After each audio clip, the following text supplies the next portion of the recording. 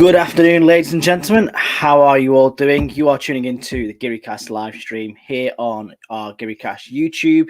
It is Nick and Luke with you so far today. We may even have Alex and potentially a rogue Matt Harrison appearing with us as well. How are you doing, Luke? How are things? I'm very well, mate. Very excited about this. It's got a real big game vibe to it. I said it the other night on the pod. I'll definitely take a point out of this one.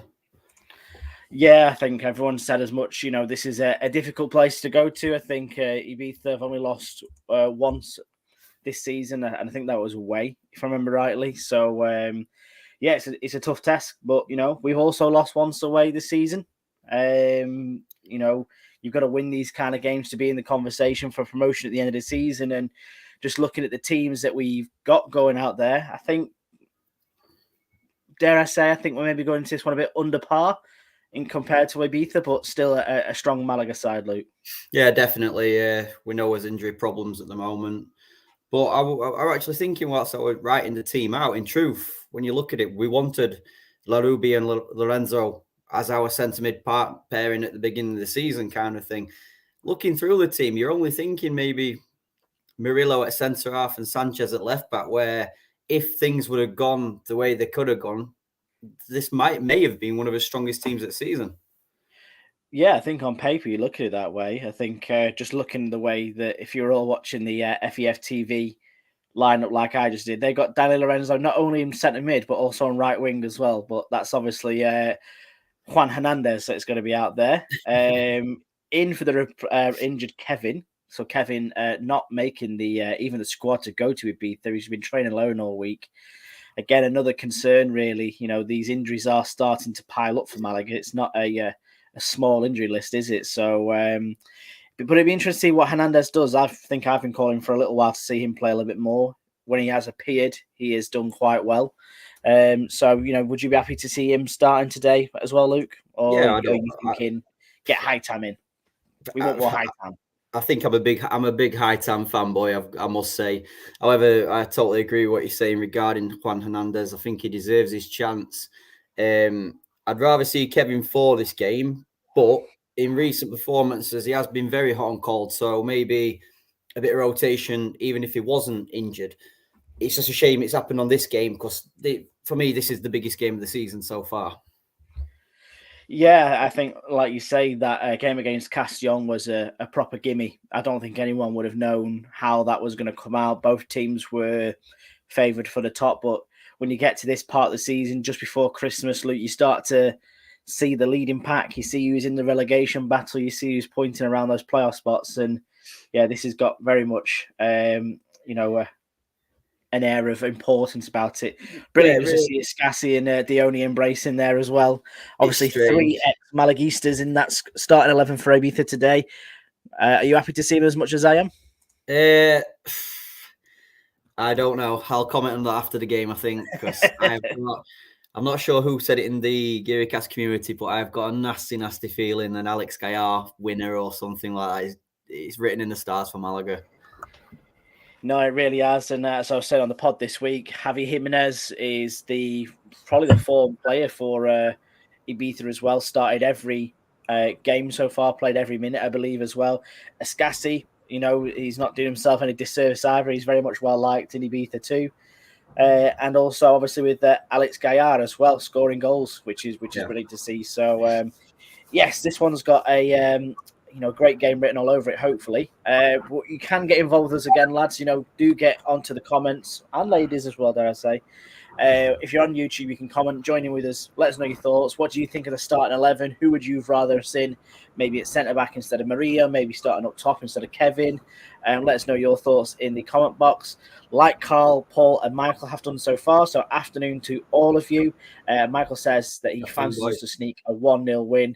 Happy with the side. Kevin a bit of a miss because he's playing so well, but he still fancies a Malaga win. Would you agree with him on that, Luke? Yeah, I like to say it's one of the head and heart moments.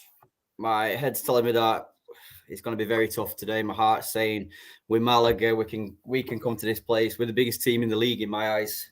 Let's go there and make a statement. It is, and we are Nice and early here, Alex Ashmore.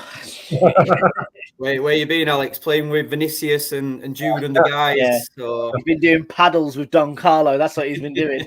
How are you, Alex? You all right? Yeah, doing well.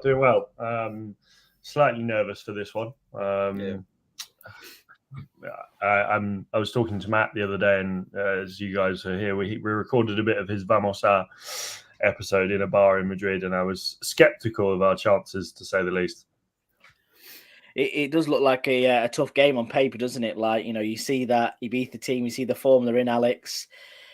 The injuries that we've got, the suspensions we've got to Einar, it's a big ask, really, isn't it, to go to Camisez and get results? But just as we're saying that, here comes Hernandez with Dione in support. Can we get a ball into the box? No, a bit more of a stifling play again. So, sorry, Alex, answer to my question. No, yes, I think I think Kevin will be a big miss. He didn't travel with the squad. I think it's just a case of this is going to happen throughout the season. We're not going to have full strength squads for some games, and just so happens that one of these games is against Ibiza, one of the toughest opposition in the league. So, I said to Matt, I think if we come away with this from this game with a point, I think we should be happy.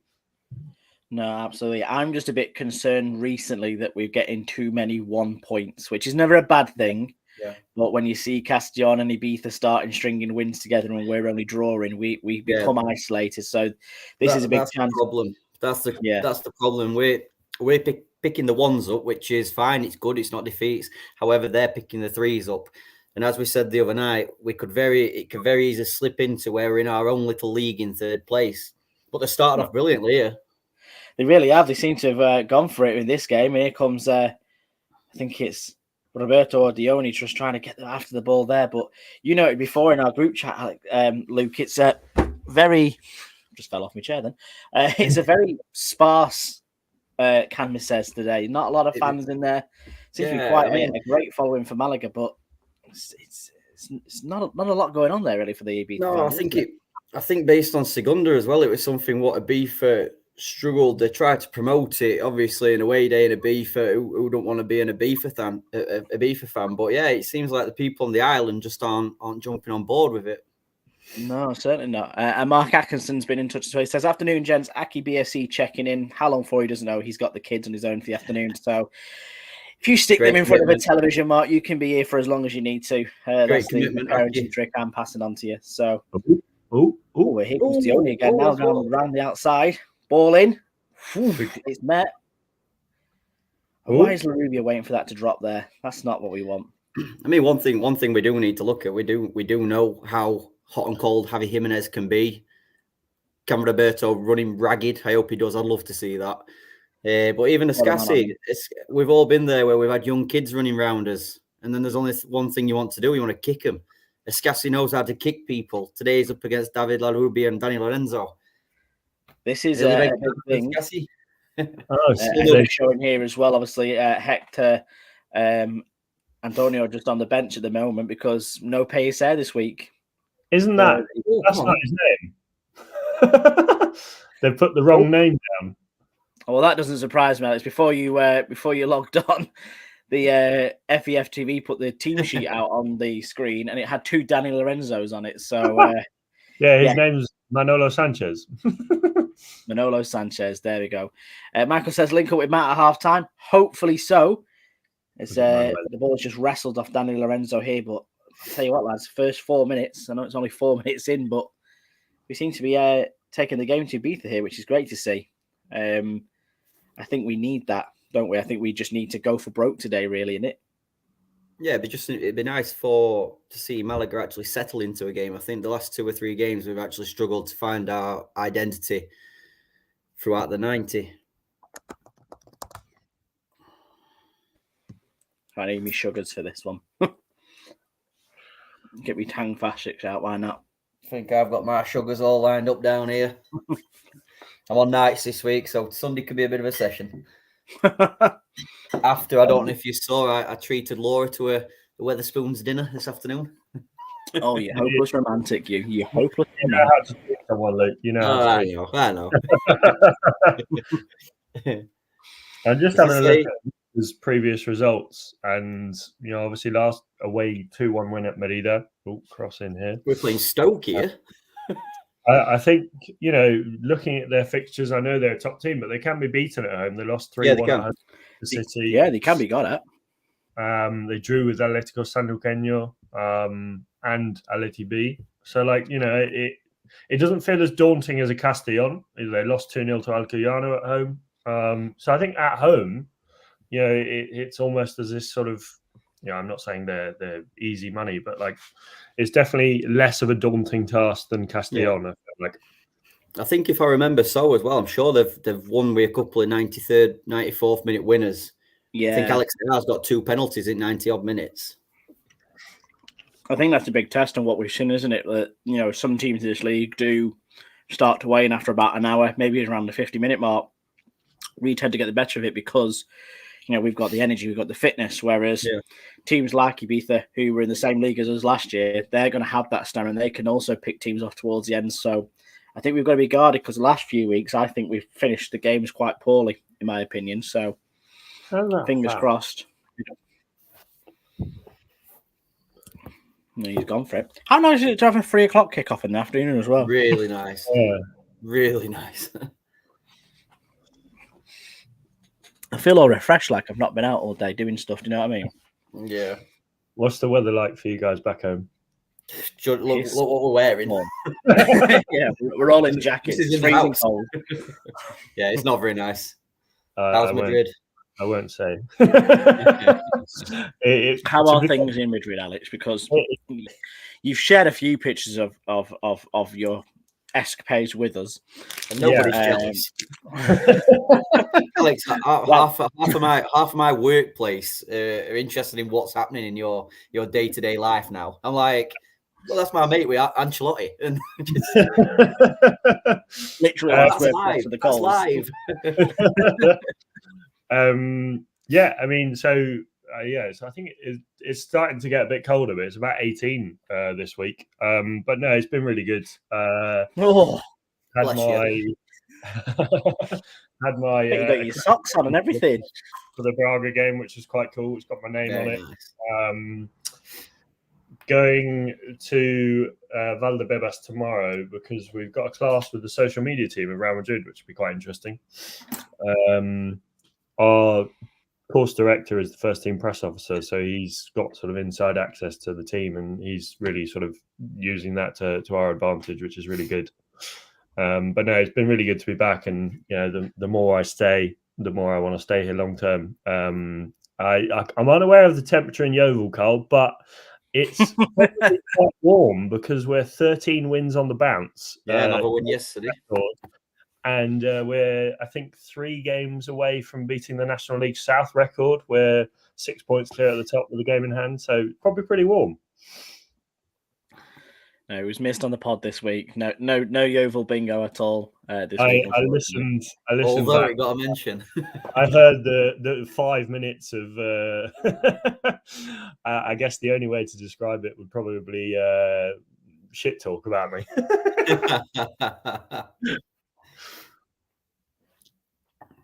It does look quite warm in Ibiza as well, actually.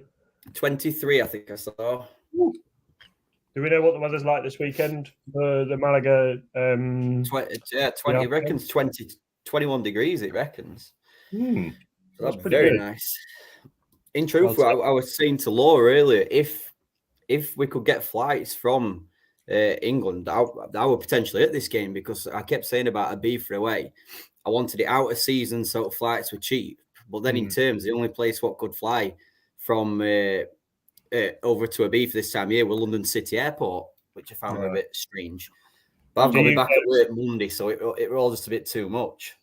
Do you guys find, and this might be a southern point of view here, but do you find it's sort of the availability and the readiness of flights to Spain are as good and cheap without having the sort of access to all the London airports? I don't think we're any worse anywhere else. Yeah, I don't think we're too bad, to be honest. But I did find it very strange how there's no one flying to Ibiza. I mean, I know it's out of season, but yes, it's out of season, so there's nothing else going on there. Oh yeah, true. Lineker's is shut. Yeah. It did surprise me. I was chatting to Matt, and I was sort of curious as to why the route, because he could have gone Malaga to Ibiza, but there's not that many flights going between the two places, so it was easier for him to go to Madrid and then come out to Ibiza from Madrid. Yeah. Does Matt fly home? He flies home tonight, then, doesn't he? Yeah, he gets back tonight. Direct. Yeah, I think so. Yeah, he's got work tomorrow morning, hasn't he? But yeah. I suppose the biggest thing that's stopping us now, Luke, is that you have to be a season ticket holder apparently to even go to away games. Yeah, I mean that's it. I mean, you just think if we'd sorted that Murcia trip out, we'd be in a right mess now, wouldn't we? Really? You would have been sat in the sunbeds in Alicante. It's probably not a bad thing. I mean, speaking of sunbeds, as you can see in the comments, Aki, he's definitely going to need sun cream for next week. You might not be able with one, mate. So you guys both landing on Saturday? Yeah, I think Nick gets there about half an hour before me if everything's on time. And you both flying from Manchester or? No, I'm East Midlands. Larubia? Oh. Nick, you're Liverpool, aren't you? Yes, I'm Liverpool on Saturday morning. I think a couple of other lads are coming from Liverpool as well, which is always good. Nice. It's such a simple airport as well. Just literally, I've got the on the way home. I've got the dreaded Manchester. I've heard Chris has been complaining about it. Chris is Chris. It's mine and Nick's fault for not getting an earlier flight, although we've got the earliest flights we could possibly get. So what time are you getting into Malaga? If everything's on time, I should be in Malaga Central for 11:45 kind of thing. Okay. It's just... I mean, it's not till 6, so even if you do get there a little bit late. Well, that's the beauty of it. You just turn up whenever you need to, don't you? Because, like you say, even when, with us landing at 10:30 or 10 o'clock, whatever it might be, it's getting off the plane, it's getting through control, it's getting on a train. And then, you know what? Because you've been up since 3 o'clock in the morning, you're probably going to go on and get something to eat. So, yeah, true. It's even all that you've got to take into consideration. Oh, on the break here. Come on. Skin him. No, he's going. He's going around. He's going a long way. On a ball. I'm going to say we'll take it. What time do you fly back, Nick? Sunday night? Good question. See, we're not 8:30, I think. 8:30. Although Ryanair, because we were meant to fly back into East Midlands, but Ryanair cancelled our flight, so we've had to change it to Manchester. But then, like we've said, in truth, it works out better because we can have a good drink on Sunday as well. Because Laura's sister's picking us up, and if we're in Malaga till we'll have to go to the airport till like 8 o'clock. Ooh, nearly. I've got an invite to the tavern on Friday night. Have you? Yeah. Very nice. Getting the train down to my dad flies in on Friday. Is your dad flying direct into Malaga? Yeah, he's coming from Luton. He lives near sort of Bournemouth, Southampton, but there were no flights, sort of good flights for those sort of times that he was looking for. So he came from Luton. Michael makes a very good point. He says, "Shut up, lads! You are making me so jealous." And an afternoon, Steve, as well. I hope you're doing well, Steve. Thanks for joining us. And Mark says a group of 3 includes 2 boldies and a ginger lad, so the sun cream is a must, even in 21 degrees. Sun cream there is some sun cream. That'll be big tip. Get it on the other side if you're coming with rucksacks. So that's what we said we're going to do. We're just going to stick the rucksacks on, put our clothes in there. We're already checked in. Walk in, that's it, airport beer, get to the other side. We don't need to drop our bags off necessarily. That's a nice free kick. That's gone to the sea. I think he's in the sea. Yep. Has Matt caught that one? I saw Matt before, by the way. I need to text him actually because I saw him in the stand. He's always very easy to spot, Matt, because he's the only one that wears a hat. Yeah. I don't know if it's just like an anti-thing in Spain, but Spanish football fans don't wear hats. Have we sussed out where he is yet, Nick? Where are the Malaga fans? They're behind the goal on the left-hand side of the screen. The one we're defending. Just to the left-hand side of where the camera pan is stopping. Right. They're over there. Oh, yeah.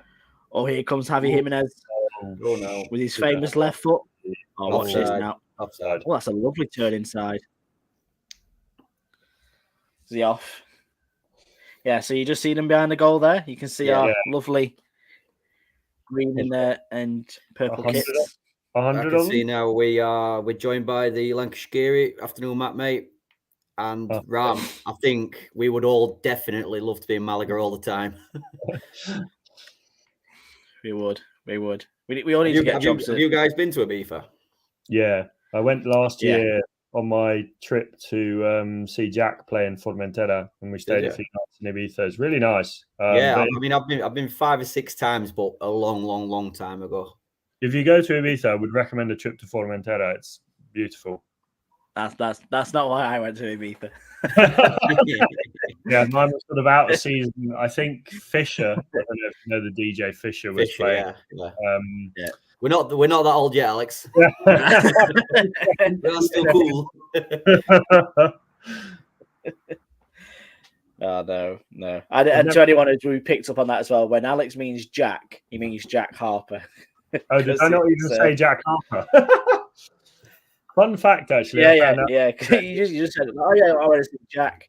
Fun not fact, all of us on first name terms. The other day, his brother is Fede Valverde's agent. Who? Jack Harper? Really? Jack Harper's brother is Fede Valverde's agent. How does that happen in this world? So I think I'm guessing. So Jack obviously came through the Real Madrid academy, and so did Fede.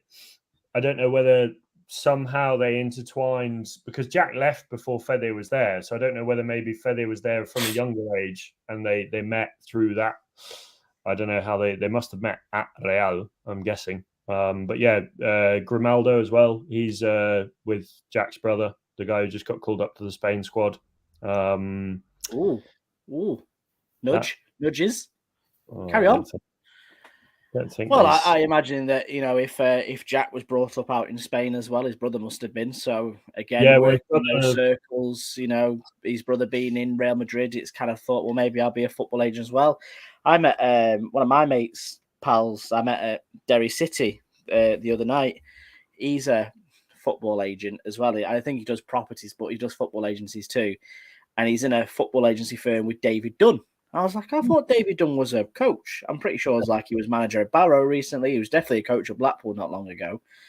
But they have this side hustle football agency business, and they've got like 80 players signed up to it. Some decent EFL players, plenty of League of Ireland players. So it's I don't want to say it's easy to get involved in, but I think if you know what you're doing, you can build rosters, you can build up a portfolio of players, can't you? It's definitely something I'd want to consider because I think I'm just happy enough being involved in the football world, to be honest. The thing is where you are now, Alex, you're gonna in the next year, 2 years, you're gonna create links. Yeah. So you're gonna know who to talk to and what to ask, if you know what I mean.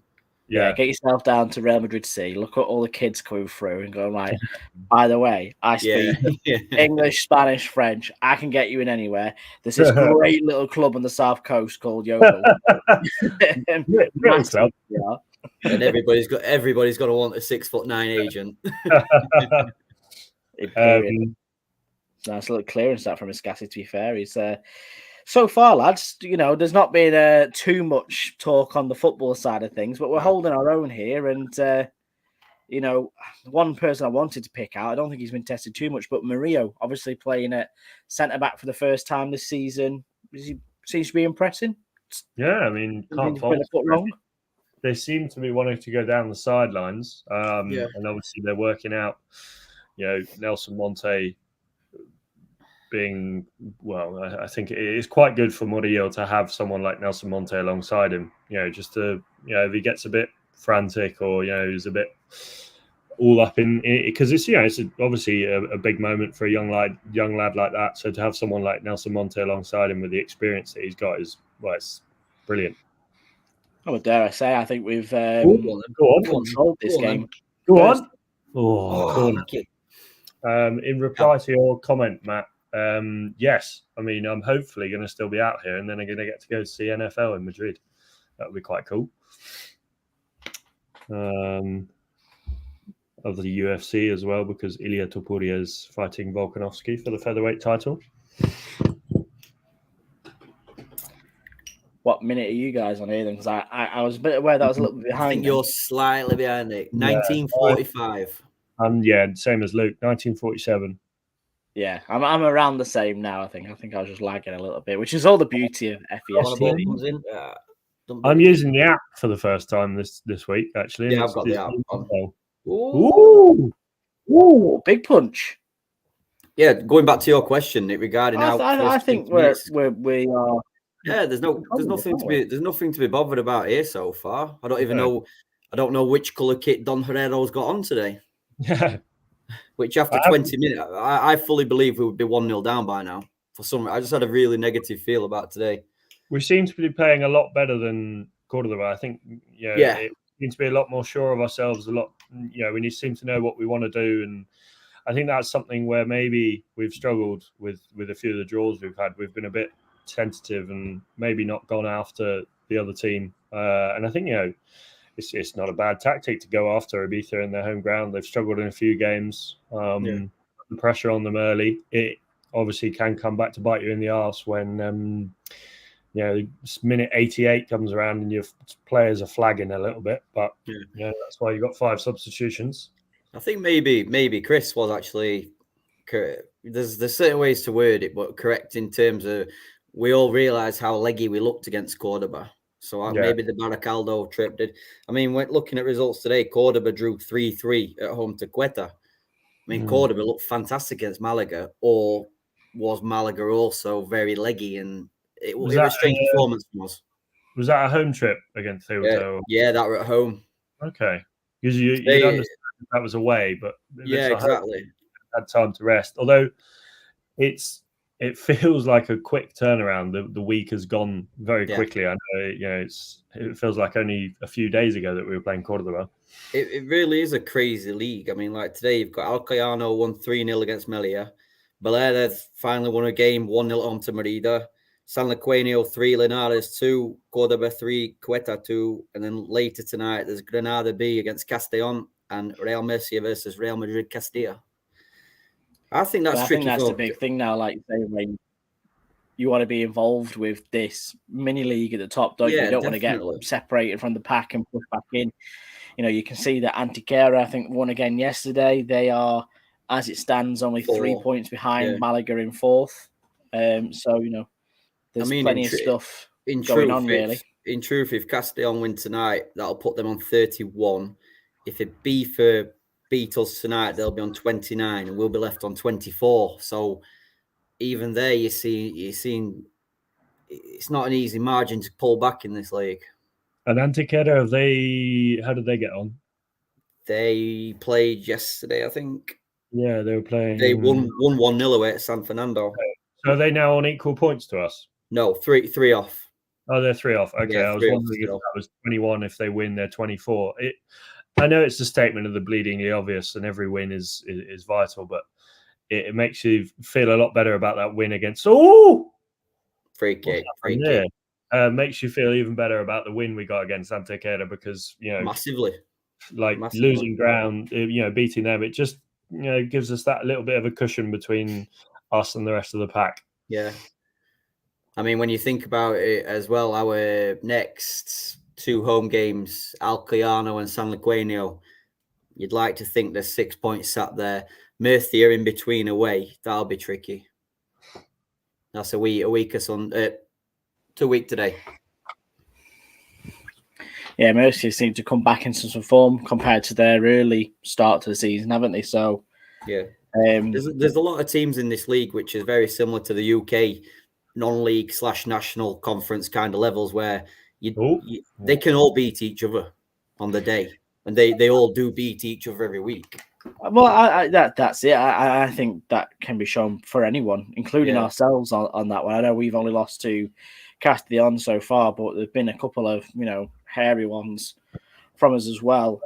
We look at Castellón losing to San Fernando. That's no mean feat for them, and San Fernando to me strikes kind of like a League Two conference team that maybe got that ex-pro, a bit like when Edgar Davids went to Barnet type vibe to it, with Biabiani. So was that Castellón game? Was that in August?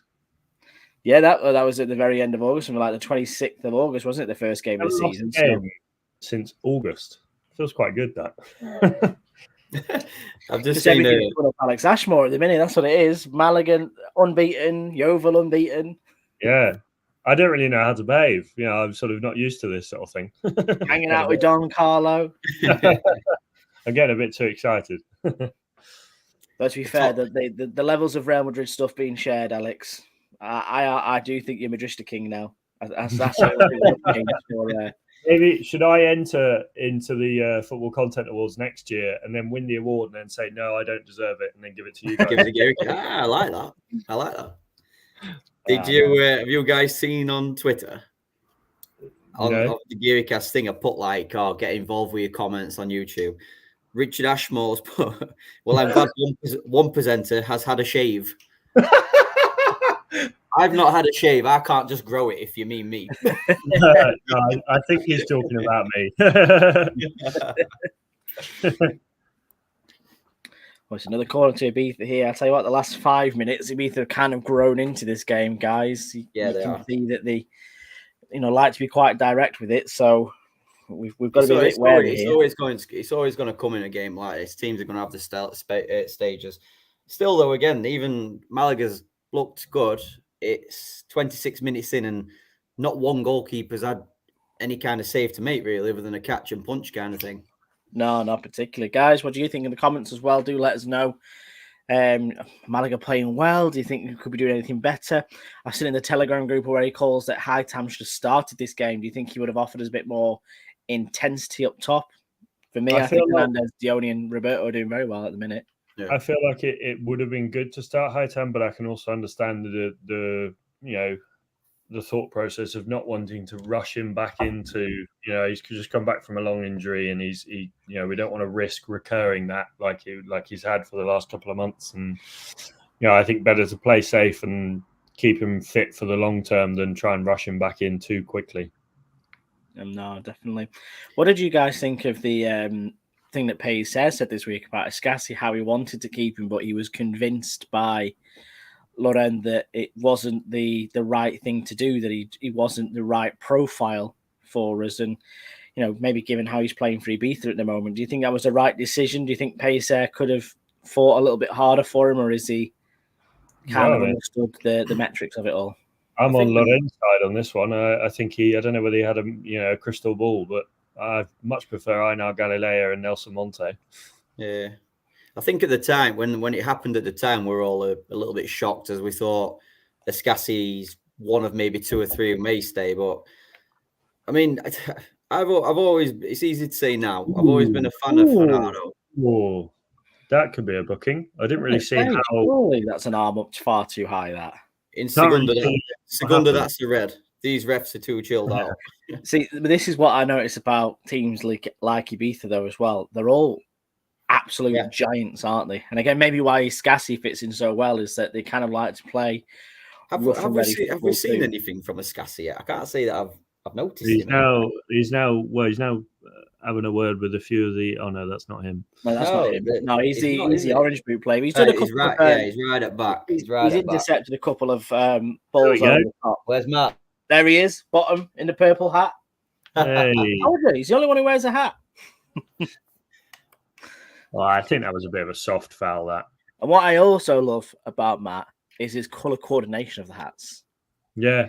I only have the one hat, to be fair. I just always continuously wear the one Inter Miami hat, and that'll do me. Matt Harris is a man of many hats. He's got. I mean that actually he's a man of many hats. When he did the Camino, I think he lost his blue Snapchat, and I've never seen him without that blue Snapchat. So yeah, he's done well to recover. He's definitely done well to recover. I like how he colour coordinated the purple with the purple and green shirt. So yeah. Not just a football expert, guys. He is a fashion icon as well. Did you guys see his tweet about the Yeovil towel that I gave him? Yeah. Which, I'm not going to lie to you, Alex. That says a bit more about you than it does about Matt Harrison. What do you mean? Have you got a clean towel? Yeah. Here's the Yeovil. Here's my clean Yeovil towel, which I'm now in Madrid with.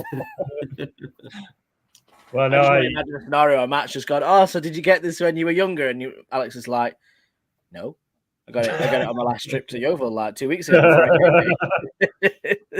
No, I think I did get it when I was younger, but it was one of those things that got sort of stuck in storage, and my dad pulled it out, years ago, and I took it traveling with me, so it's been everywhere. Right. To be fair, when I went to uni, this sounds so sad. I had a when you move into digs, you have a single mattress, don't you? Yeah. I had a Blackpool Football Club single duvet at home, and I was like, you know what, I'm taking that. That'd be cool. That'd be like a talking point. And then and then you realise that you're at uni, and you're like, I've got a fucking Blackpool Football Club bedspread. So I was like, right, get me to Asda right now. I need to change this because this isn't as cool as I wanted it to be. I'm guessing you wasn't bothered about women back in uni days, Nick. Yeah, pretty much. Welcome back to man and see Brett Armorod. Have you ever seen a tangerine duvet cover? Well, yeah, you weren't 13 anymore, so you're like, oh, I can't have this. I don't know about you guys, but a lot of fans must have been watching Sunsets or something, because that Cam Masses looks quite a lot fuller now in the long stand opposite. I think it's like a perception filter type thing. I think because it's so low, like I was trying to count before, like how many rows back does this stand go? And even just looking here, 1, 2, 3, it can only be something like 10 rows back, can't it? Which is, I think it holds 6,000. I think I saw on its day. Mark Atkinson's got it absolutely bang all right. Nothing wrong with the Blackpool duvet cover. You've got to impress the ladies somehow. Indeed, we did, Mark. Indeed, we did. Just to confirm before I get any, comments of slander on my name, the towel was clean. It was in my wardrobe. It had been washed. So, it wasn't one club on it that was dirty. That's what it is. It replay a used one from 2003. I don't want everyone thinking that I just go around giving people dirty towels. And just whilst you've got Jude Bellingham's help over the door, he's picked up from the changing rooms. Ram says here, 6K capacity. Now I thought quite on the small side. If we're to put that into, I suppose, local context, Yeovil, Alex, definitely more than 6,000 there. I know AFC filed is only 6,000 just down the road from me. Yeovil's 9,565. I think Fleet. Oh, good ball in. Scassi there with a header. I think if I remember. No. They're not allowed thinking in Yorkshire. He said, I think. Thinking has broke the internet in Yorkshire. The Yorkshire government's monitoring it. He's like, oh, no, he's about to he's back again now. He's moving again now. You said thinking. Oh, did you see me go? I was thinking, shit, here we go again. As soon as you said he's absolutely bang on as well. Is that Gary Taylor Fletcher? You just pleased to see me. Come back to my room. We can all do the Burgess. Oh, that's a foul. Done well there, Larubia. Have a word. I've been impressed with Larubia so far. I've really liked him in this game at the minute. I think he's finding pockets, isn't he? Which is good because he's playing central. If we play him where he should be playing. Again, there's some really nice articles about Larubia this week as well, wasn't he? How he's basically living his dream. He's a Málaga lad. He's been involved in the U setups, teams around the city for a long time. This must be a dream come true to be able to, to do this. Definitely. How did Blackpool get on this weekend, Nick? I'd rather not talk about it. No, they lost 1-0 to Bolton. Which I won't ask you, Luke. Yeah, we're back to normal. Spurs are back. I think the problem is we were driving back from the seaside with my little niece yesterday. We had TalkSport on, and like they were saying, I love Ange, and what he's doing is brilliant, but he needs to respect that he's in the Premier League now. Take the point. If you need to take the point late on, take the point. Yeah. The balls up yesterday, trying to take quick free kicks in 95th minute and stuff like that. What did you reckon to? I've got a mate on my course who's a Spurs fan, and he was, quite positive about the high line that you played against Chelsea when you were, 2 men down. And I was thinking, feels a bit risky, but you know, it's sort of damage control come the end of the season. You'd rather have lost 2 or 1. I mean, it was so. I was saying to everyone at work, it was like panto kind of thing. It was crazy. I've never seen anything like it. I really haven't. But I don't rate Chelsea. I mean, how they couldn't figure that out quicker. Yeah. Chelsea should have, against that line, Chelsea should have put 6 or 7 against by us. But I mean, Vicario in net were brilliant, but I don't know. It was just a really strange thing to see, I thought. No, I think it's bound to happen. I mean, it's a tough league. You're not going to win every game, but I think he's done well so far. Yeah, fantastic. He's a really, really likable guy as well. He comes across. I think positive. I don't know. You tell me if I'm wrong, but from a neutral point of view, a success this season for Spurs would be top 4. 100%. 100%.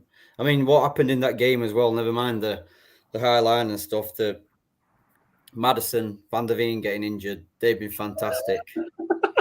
Are we boring you, Nick? Malaga 0-0 after 35 minutes. Yeah, to be honest, I hate the Premier League.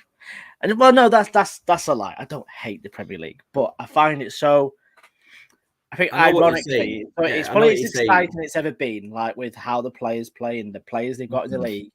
But it's just so boring for me. I say it regular. Malaga's more for me. And so much more takes away you turn on every station on TV, VAR this, VAR that, managers moaning this and over, and it's just bullshit.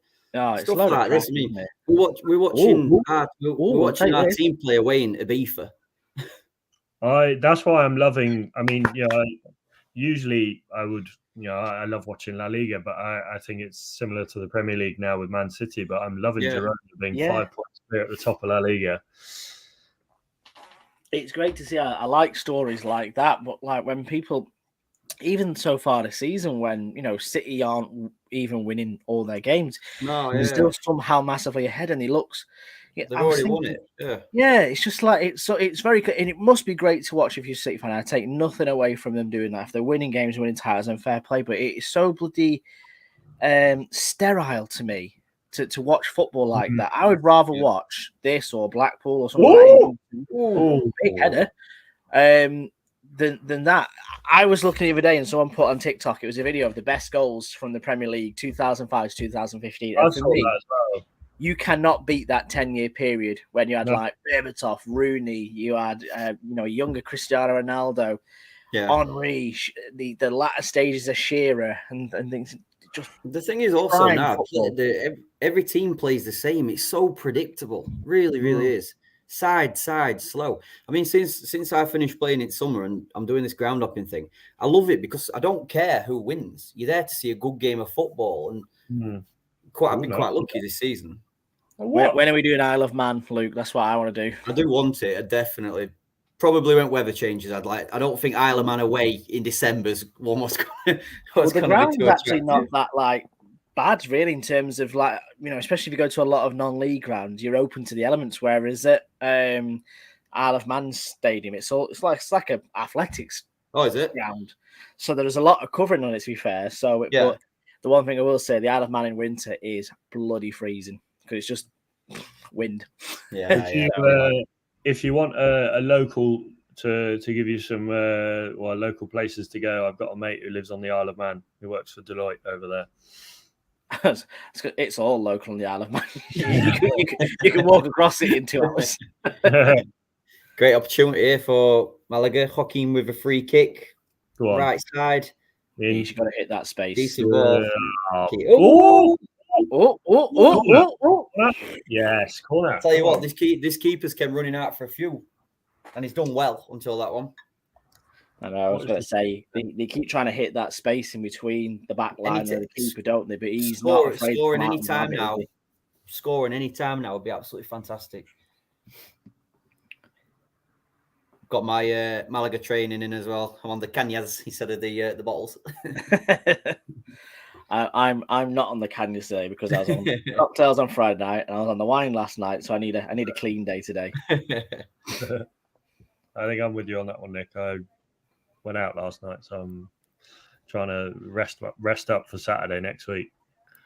What's the night scene like, Alex? It's really good. it? I mean, I think this is maybe just me already getting used to the prices of beer in Spain just being cheap, but I was a bit taken aback when I paid €6 for a pint of Guinness last night, and I was a bit. You want to go to Dublin? Yeah, you go to London, you go to London, you're paying £9 for it. But yeah, really good. Stuff's open late, and well, it is pretty cheap as well.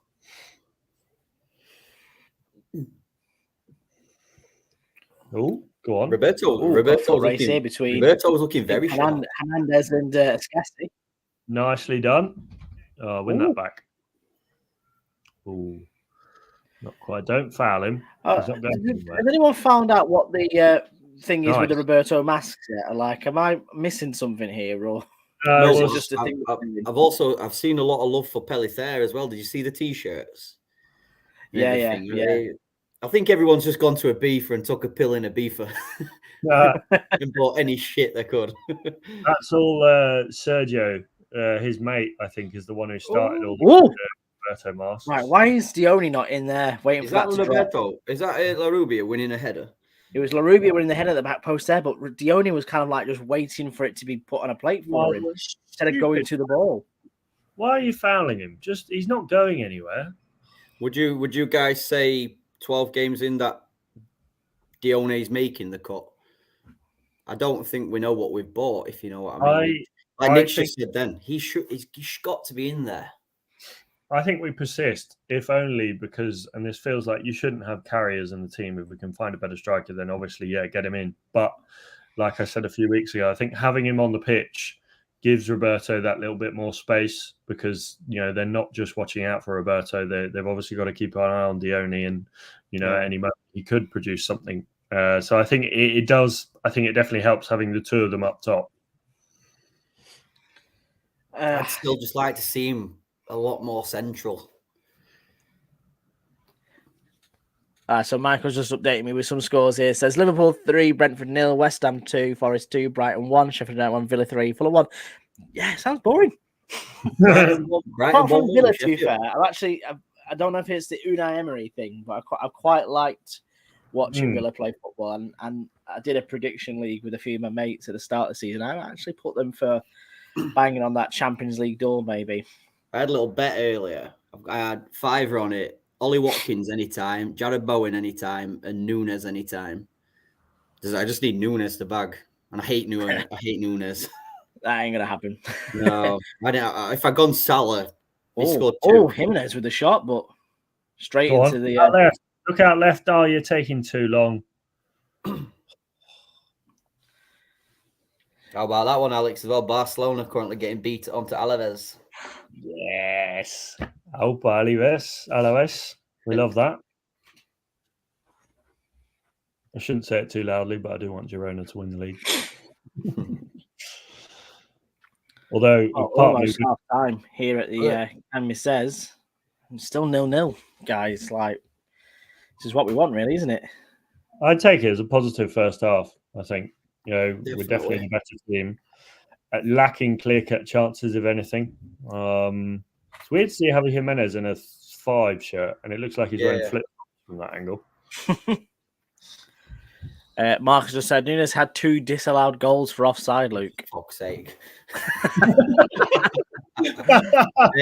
Last season, Liverpool played away at Man City when it were, what right now? City won 3-1 or 3-2 or something.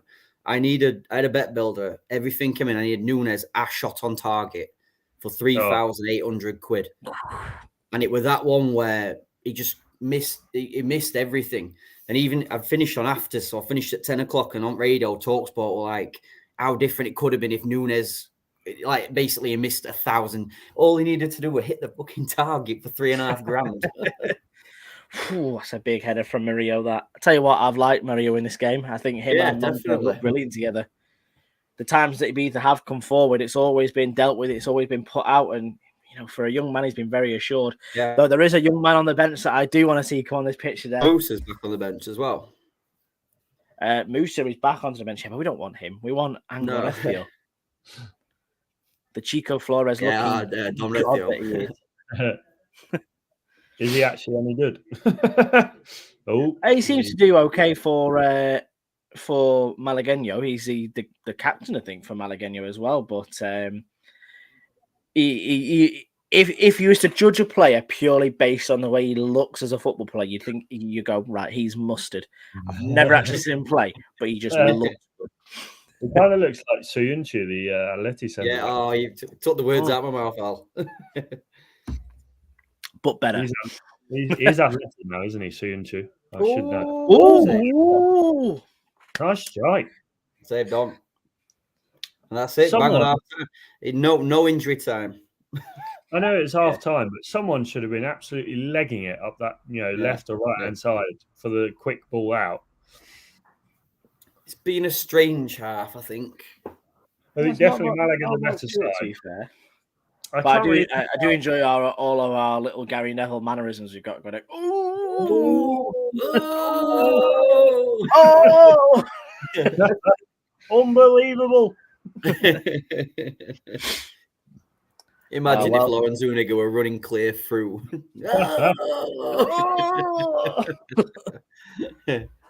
Well, 0-0 here in Canmis says that is, to be fair, that is a brilliant view of Ibiza town, that isn't it? I assume it's Ibiza town that I'm looking at. It's sort of a bit closer out towards the airport, this ground. It's weird seeing them all head down to some random point on just past the halfway line.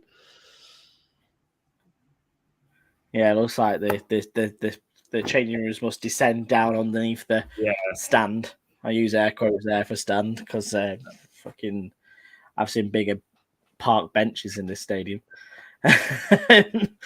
But yeah, I think, like say, first half we've controlled it well, guys. You think? I think maybe Ibiza have shown some decent football at times, but not really troubled us.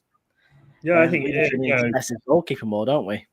I was going to say I was struggling to pick out Biznaga for the first half, but I'd probably have to go with David Larrubia. I think he's been persistent with his runs, and I think he's been probably the best player on the pitch for us this half. Yeah, you know what? I think I'd be inclined to agree with you, especially in winning headers at the back post. He's 5'7" or something like that, isn't he? So there's no reason. There's no reason why the team can't come out for the second half believing in 3 points here rather than a point. Yeah, it's probably how it happens. It's probably going to be the bullet, but I don't think Ibiza has really brought anything to threaten us. I don't think they've kept hold of ball very well. So fingers crossed. No, do you think someone like Hightam coming on here, getting him to have a go at Javi Jimenez would be an interesting battle for the second half? Give him more time to get into the game. So one thing I'm never really a fan of, and I think, to be fair, they maybe got it just about right for the Cordoba game by introducing him on the I think it was like the 70th minute. But if you give him a full second half now to have an effect, to have a go, we've seen that he can score. But I'd say there's probably a double sub what I'd like to see, depending on fitness, about on the hour mark. I'd love to see Hightam stay out on the left and the other double sub bringing Victor on. Yeah. Because we know how good Victor's been. If we can freshen that left side up, them two together, that could be electric, I think. I don't know whether this is just a general comment that I'm making a mistake on, but I see less overlapping in Spanish football than I do in English football. And I think, it's something that, especially if you put Victor and Joaquin Gabilondo on the fullback positions, like, you could definitely get a lot out of those. I think it would cause teams a lot of trouble. You can see that. I think Victor's operation is what one thing we have been missing as of late. But to be fair, I think he's got a job on his hand now to get his place back, because Danny Sanchez hasn't done a bad job advertising for him. So I think he might find it more of a struggle to get back into the team than most people would. Again, for Hightam, I think just to something with it who's a bit more direct. I think that's what we're maybe missing here. I think Larrubia is definitely working at that angle. I think Dione and Roberto are sort of battering people. Unfortunately for Juan Hernandez, he's not really shown us what he's capable of in this first half. But do you take him out of the way and put Hightam in there, or do you wait a little while? And I'd definitely wait. I don't think there's any rush to any need to panic, etc. So we know he likes certain timings for his subs, usually 60, 70, 80 minutes along them lines. But yeah, I mean, looking at his bench, Bilal, Haitam, Zuniga, Victor, Musa, Cadero's looked good when he came on.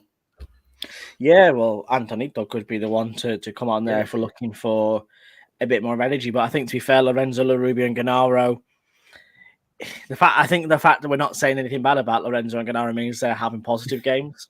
Yeah.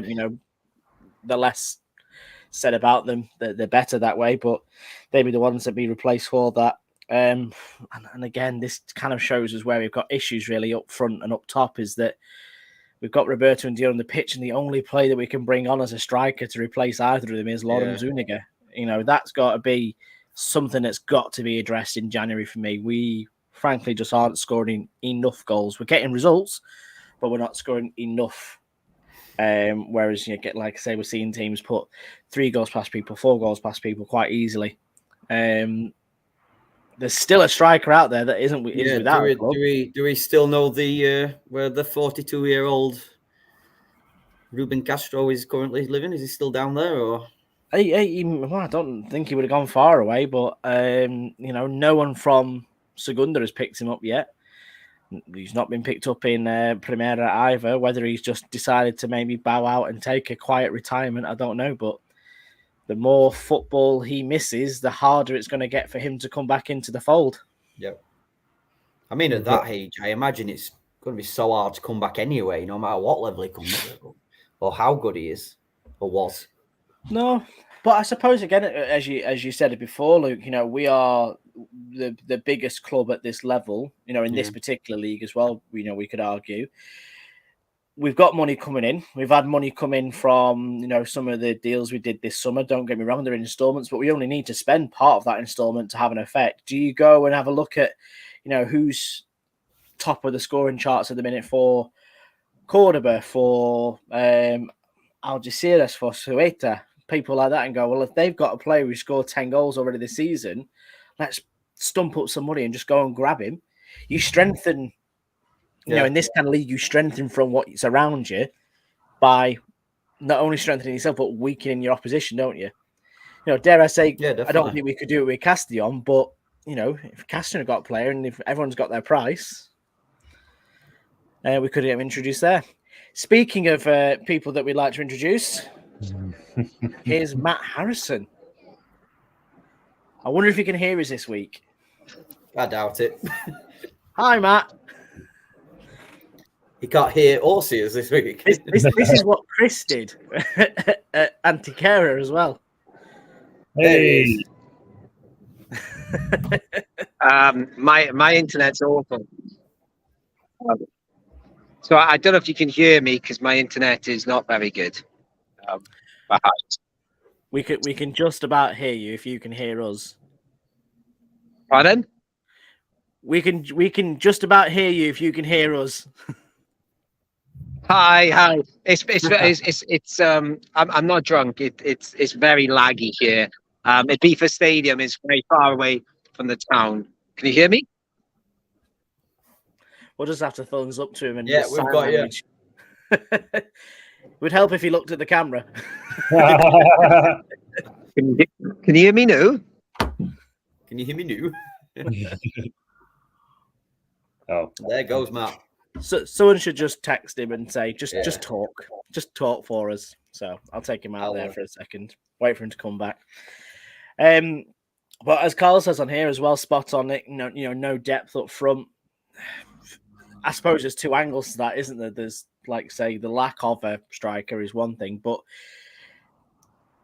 are Dione and Roberto being pressed to be the best they can be without anybody giving them something to be worried about, or are they getting complacent? I think from Dione's perspective, that might be something to concern him. I think Haitam coming in to that fold maybe does that, and then maybe I totally agree with that, Nick. I think that's been a problem for 3 or 4 weeks now. Like, I'm not sure if it was the previous podcast or the one before, where I was trying to say that our forward players they're not scoring goals. Roberto's not scored in 5 or 6, I think it is. Dione's got 3 and 11, stuff like that. Yeah. We do create chances. We don't finish chances, but we create chances. But you look at our last goal scorers. You look at Kevin. You look at Gennaro. You're looking at I think one of the centre backs scored quite recently as well. Is it Aino or was it Monte? But they're not coming from your usual. He's back in the stadium now. We can hear you.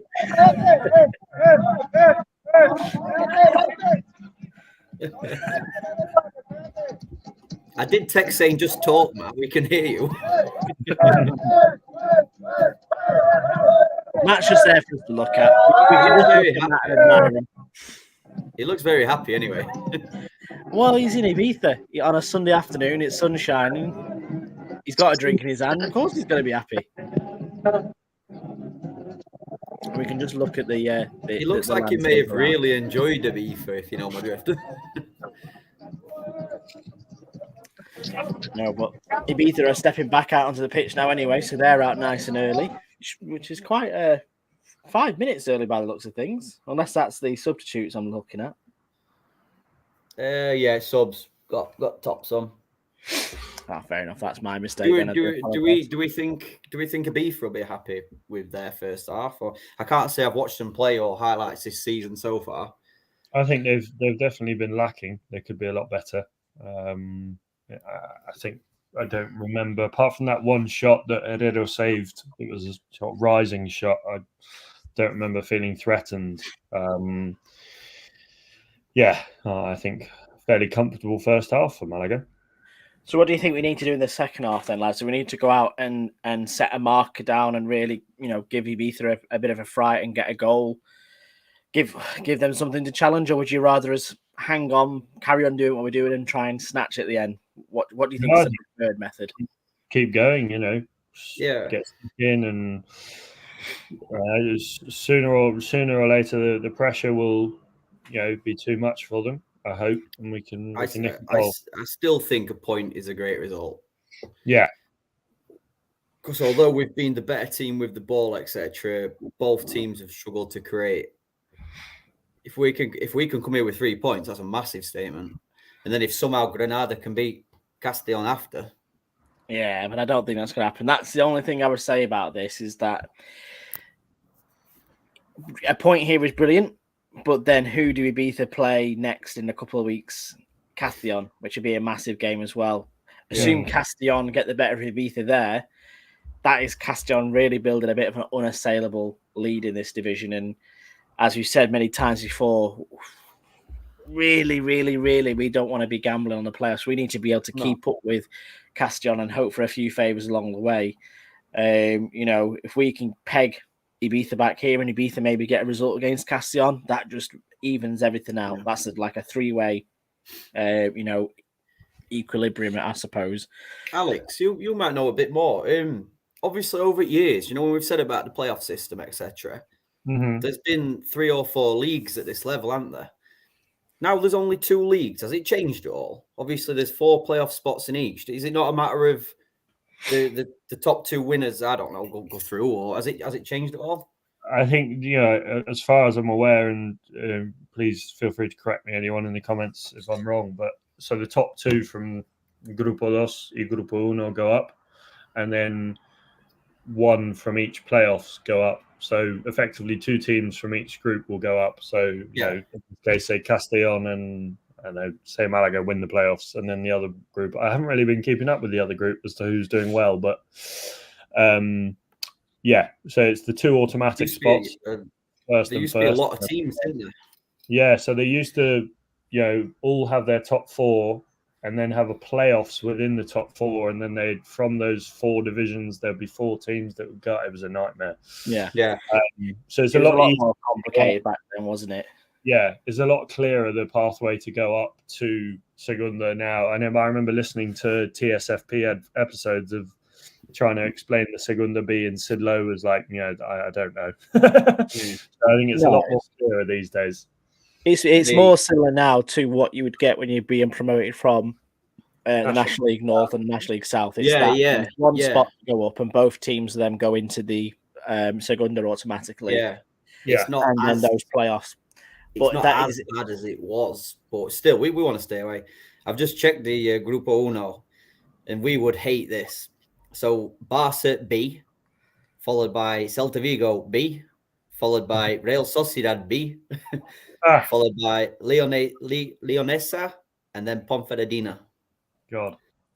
So all them B teams just sounds disgusting. Them good B teams sound disgusting. Yeah, all fighting for the top there as well. But if I'm right in saying with the amount of points that we've got, Luke, we would be top of that league, wouldn't we? Currently, yeah. Currently, we'd still be top. Depor still down in 11th place. One thing I would love to see, and I've developed a little bit of a soft spot for Depor, having been there and followed Brendan Boyle and Andrew Gillen.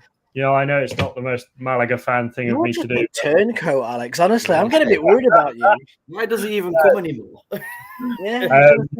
I'm a bit of a soft spot for Depor. I'm a Madrid man now. Is it Real Malaga Coronia guy? I think it's sort of. We need a Christmas shirt. We need a Christmas shirt for him. Malaga, Madrid, Depor, fallen giant thing, and I would love to see Malaga play Depor at this level. I feel like that would be a hell of a game. Did you guys see Depor Castellón last season? That was hectic. If you've got time, get it up on YouTube. The second leg at Castellón, Depor. I've never seen a worse performance from a goalkeeper than the Depor goalkeeper. I think he chucked 2 in his net, and then he cracked someone at last minute, got sent off. God. I remember think that's the difficulty of it. I think that's probably why they are suffering so much with it now. Is that such a close taste of success and for getting out of the issue that they find themselves in, that it's hard to bounce back from that, isn't it? I think Liverpool a few years ago suffered from that. It was getting picked to the title by City, on getting over 100 points in the process, and it was like, how do you do better than that and then still win? So that's how heads go down. So I think that's what maybe Depor are suffering from at the minute. But that's a huge club to be down at this level. And it's sad to see, really. I think I remember I went there 2 years ago now to see Racing Santander game, and it's a brilliant stadium. Very modern. Playing for Racing Santander, Alex? Jack. Our Jack. Our Jack. Jack. My Jack. It's an impressive stadium, and I think they, like Malaga, deserve is the wrong word, but they shouldn't be down in the third division. No, definitely. Good afternoon, Jens. Nice for you to join us. He says he's been out today. What's the match been like so far? First half, I think it's fair to say that we've had the better part of it. We haven't looked uncomfortable whatsoever. We've taken the game to Ibiza, which is great. And Ibiza have shown in little patches that they can try and get through us. But fair to say, lads, we've been solid. Would you agree with me? Yeah, definitely. We've been the better team by far, I'd say. We have, and it's we're just back out for the second half now. So big 45 minutes ahead. I think we need to get a goal nice and early here to really put it onto Ibiza, stress them out a little bit for me. Yeah, maybe try to get to lose his head. Like, I don't want to get sent off. As we spoke about before, it's nice to see that we have actually got a bit of a bench today. The core of the game, like we say, it was all kids, literally. As long as Angarethio comes on, then I'll be happy. Bullet header last Carl said earlier that he thinks 15 minutes, get to the hour, and then bring on Hightam. Yeah, I agree with that. I missed for Dione as well. I missed those big throws from Javi Jimenez. Yeah. Well, that's a lovely take by Dione, to be fair. Oh, he's got to handballed it. Handball? What a touch. Well, give up with the arguing and just get onto it, please, lads. Come on. By the looks, it looks like Dione and Roberto's swap places. Currently, Dione through the middle and Roberto more outright. I don't think that's a bad idea either. Let Roberto have a little run at Javi Jimenez, or I don't know who is at right back. But again, this isn't the youngest side in the division.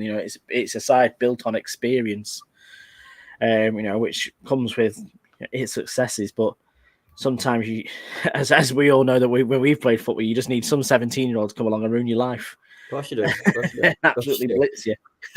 Oh, what Sure a you turn. Nice. And Larubia is that What guy. a turn. Yeah, Go on. he's Keep it. Get out wide. Get it wide. I think that's one thing we've been lacking in this game. Just that final third, whether that be the last pass, it's just not been quite up to it today. No, 100% agree with you there. Going down too easy. That's not a foul. Go on. Oh no, that is not. Ooh. That's exactly the same. That is but that's a dodgy one. That though. If he's given that, he's giving him a booking. No, he's booking him as well. Yeah. Well, he's booked somebody. Yeah, that's Murillo. Murillo is someone who's getting he pointed at Monte, I think. No, Gennaro. He'd been at Gennaro. God. I'm sure he pointed away from Murillo. We'll see who comes up here, but Murillo with a foul. But the thing is, he's on the wrong side of his man there, and again, you know, he should never have stuck his arm out.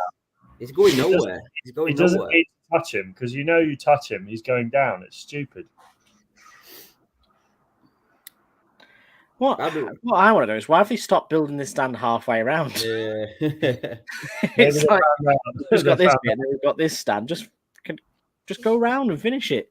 Maybe the council were like, "Oh, hang on, you got planning permission for this?" This will confirm. This will confirm. Or is it Herrero? Yeah, Herrero, I think. What's in all truth, I'd rather see Herrero take the booking than Gennaro. Why did Herrero get booked? Probably just a gangster, isn't he? Just a gangster. Yeah, because he's a boss. He's Don Alfonso Herrero. You don't mess around. I know people illegal.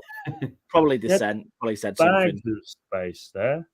What do we think, guys, about the Danny Lorenzo? His performances of late? Are we still happy or? It's been a bit quiet today. I haven't really seen him a lot. I think David Larubia has taken the limelight. He's a young lad, so I'm not expecting him to be, putting out. He's not Jude Bellingham, so I'm not expecting him to be world class every week. But I'd like to see a little bit more from him. Would we say that Lorenzo's more the worker? If he's by the side of Larubia gets hold of the ball to play. Is Lorenzo more doing the doggy work? I think both of them can do it. I think Larubia's just proven. I think. I think if Larubia, I think remember distinctly against Castellon, he was sprinting everywhere, running his socks off. So I think it's more of a case they both can do it. It's just Larubia's doing it more often, and it's giving him more rewards. He's getting in good positions. So I think they both need to do it. It's just they need to work out how to work well together. I think we probably miss Sangali in that midfield, or Ramon when he comes back. I think that will be a big addition.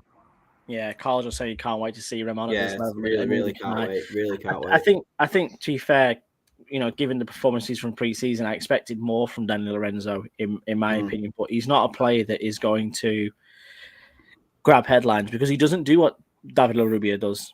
No, Larubia is a player that has got guile and he's got a trick in his back pocket, whereas Lorenzo is all about being a driving force, being a creator behind the scenes, so to speak.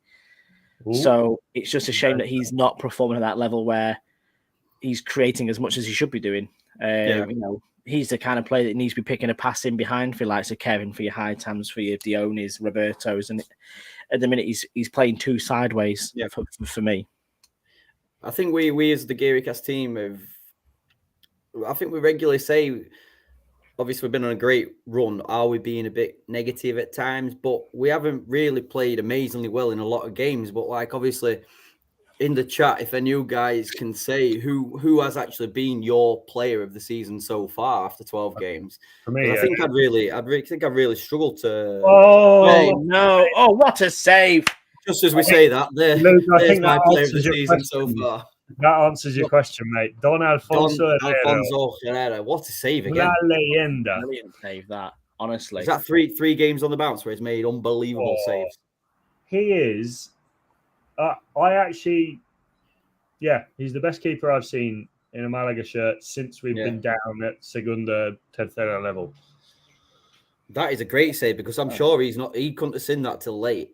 No, I think the shot is poor, to be fair. I'm not looking for excuses not to give him, but he doesn't catch it that great. But even still, then from a keeper's perspective, when it's kind of like ricocheted off rid as well, you don't know where it's going.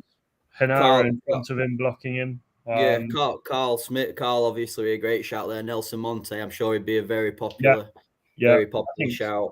Einar Galilea as well. I think maybe the one criticism I would have of Einar Galilea is, could get booked a little less. Drive. Here we go. Who's in the box? Box. Turn. Have a shot. Shoot. That's where we haven't got it there, have we? No, Carl's spot on though. Nelson Monte's too good for this level. No, you could put Nelson Monte in a top 6 Segunda side. Dare I say even bottom of the table. I'd agree. Alaves, Granada, Mallorca, something like that. Yeah, why not? Be very, very comfortable. He clearly vibes up in where he is. There he is. Again. There he is. Yeah, nice clapping, Matt. He looks pissed. Get off the seats, Matt. I'm going to text him that. Say, get off the seats. Someone's got to sit there. Nelson Monte, 1-0. Oh, what's he doing now? Just shut up, Henaro. Just get back to playing football. I hate it when players argue with the ref. It's never going to go anywhere. It's nothing. There's no even happening, is it? Get off me. Right. Ball in it. Go on. Look left. No, not backwards. How we've gone back to the goalkeeper? It's a full reset.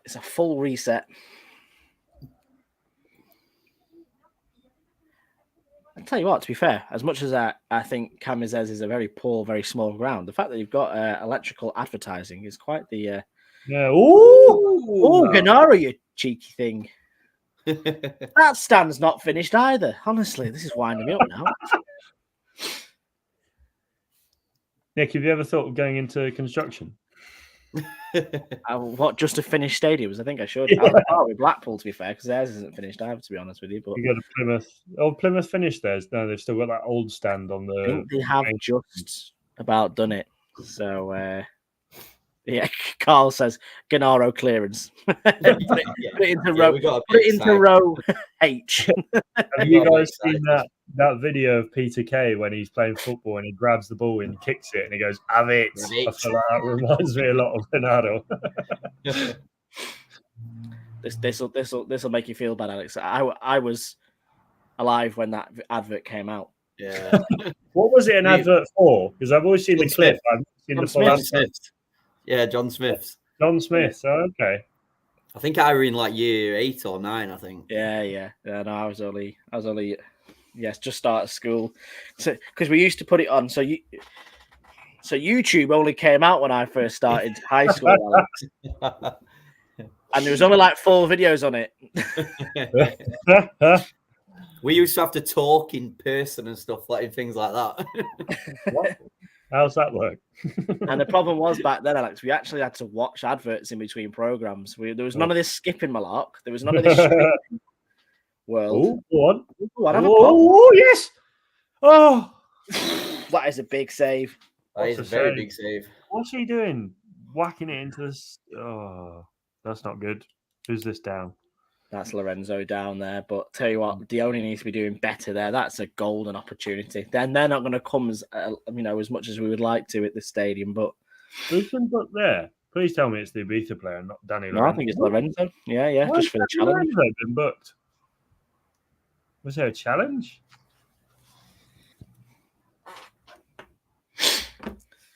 Will we live to regret that, boys? Yeah, I know, Mark. I know, but it's not a bad temporary stand. I think this safety certificate went on it a few years ago. But which is the temporary stand? Because when I did away day at Blackpool, they put us sort of on the side, like so the east stand is the temporary stand technically. So it's a lot better than the one we used to have, which used to be literally a stand on wheels. Is that the one I would have been? I think it was when we were in the Championship.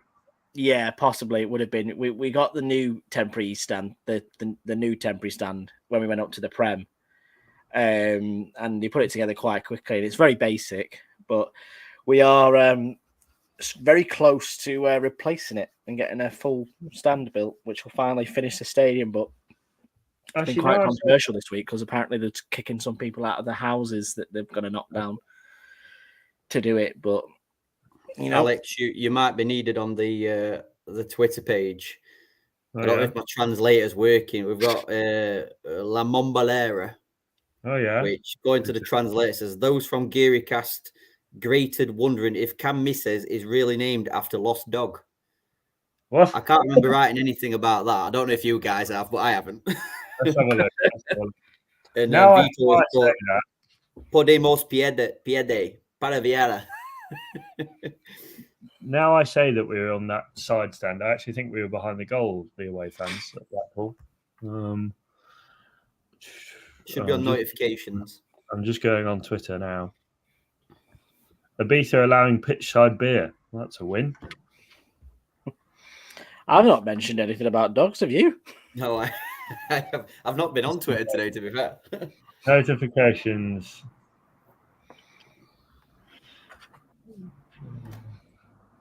Oh. Okay. So I've got the Podemos pierde. Yeah, so something should come up above that after. Los del GearyCast rayados preguntándose si realmente Can Misses se llama así por perros perdidos. Lost Dogs.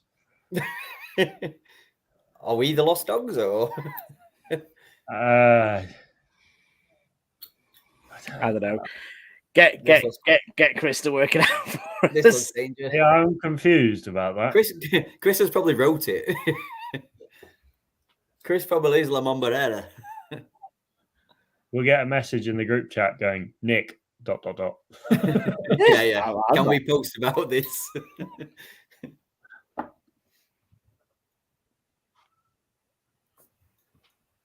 We've not mentioned anything about Lost Dogs. No, I've not written a thing today. Should we just put it in very blunt English terms and say, shut your fucking mouths? Yeah. Get your name out of my mouth, La Mombalera, or whatever you're called. We are the dogs. No, I don't really know what they're on about, to be honest. No. Si alguien me puede explicar.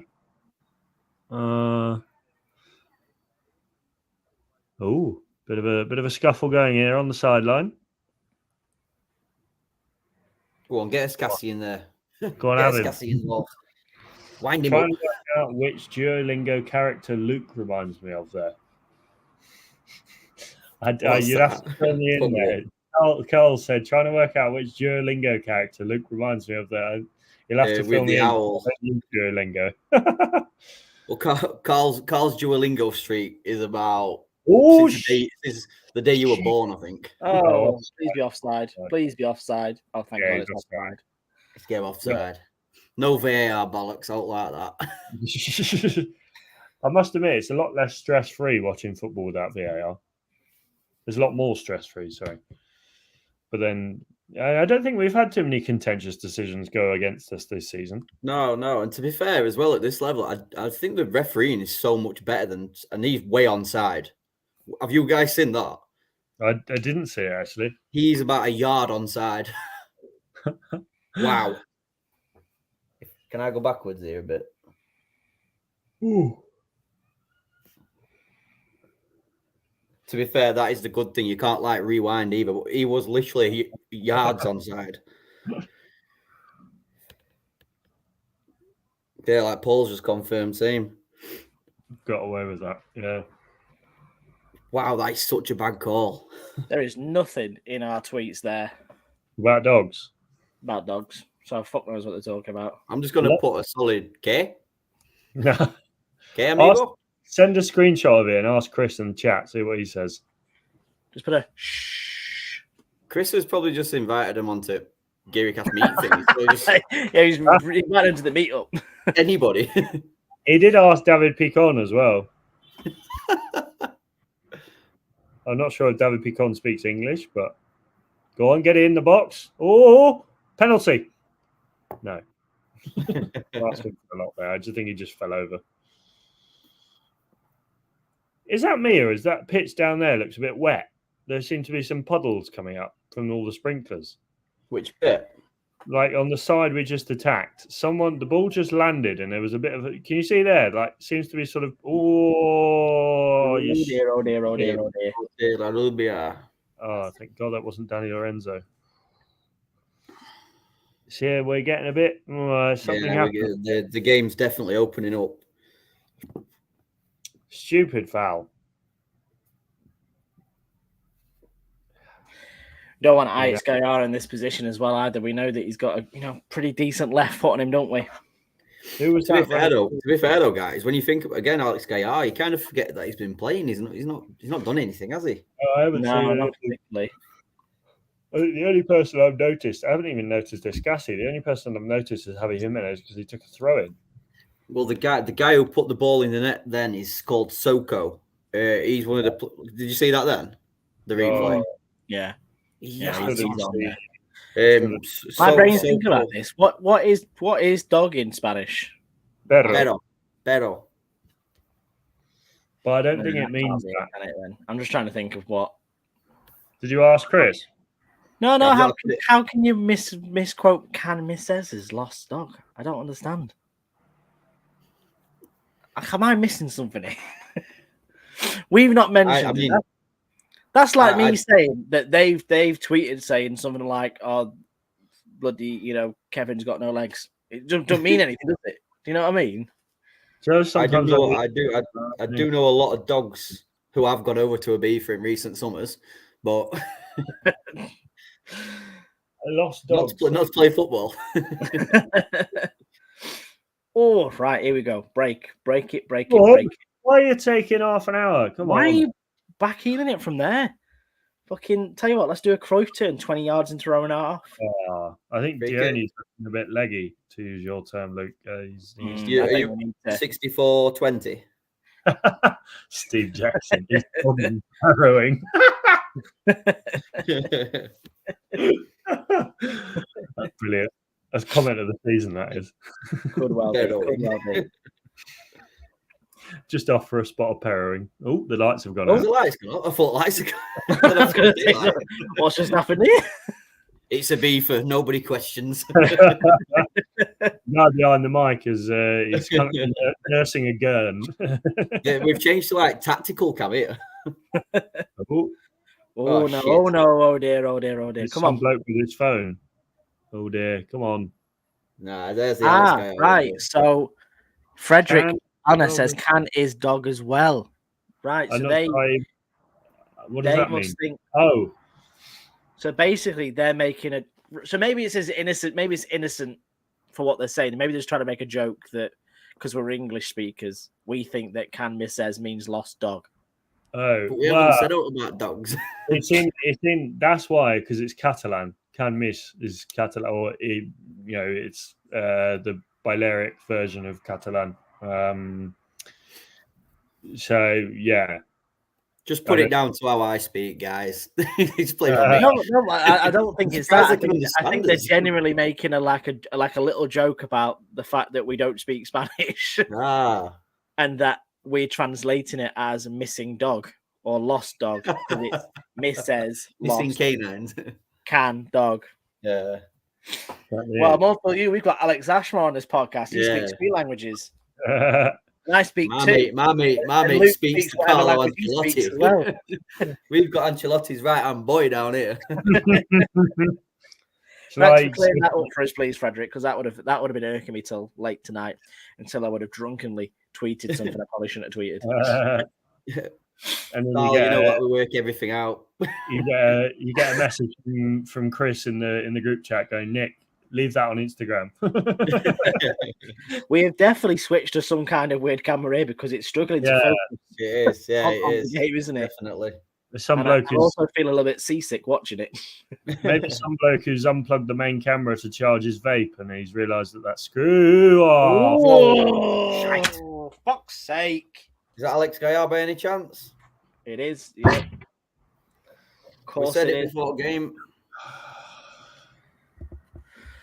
Jesus. We haven't really come out second half, have we? I don't think. No. It's a great goal. It's a great goal, but is it deserved? Maybe, probably. No, I wouldn't say it's deserved either. To be fair, I think just in terms of play, maybe it was always going to be Gaia. He's celebrating a lot. Yeah, but he's He's celebrating. only with us for a season, wasn't he? Still, like we, don't want to put too much emotional intelligence onto it, but we kind of did support days. Bit of respect. That's just opened up there, though. But look at where the centre backs They should are. know not to give. They can't give him space like that. No. They should know that. Far too much space they're giving him. Fuck's sake. Not what we needed. So we need a change here, to be fair. Yeah, what do we think our way back into this is then? Let's think positives. I think we've got to make a change in up top. I think we are losing out in this game now because we haven't got an outlet. I think when you look how obviously this camera is showing it perfectly. Look how far apart our front kind of three is. You've got two with chalk on the boots, and then Dione in the middle there on his own. We don't put players together. I hope you're right there, Michael. It'd be nice. Oh, where did Hightown come on? Just for Hernandez. I was going to say, about time we brought him on, but he's only just really gone. Right, so that's what we need him to really win. But again, he wouldn't have been the one I would have made.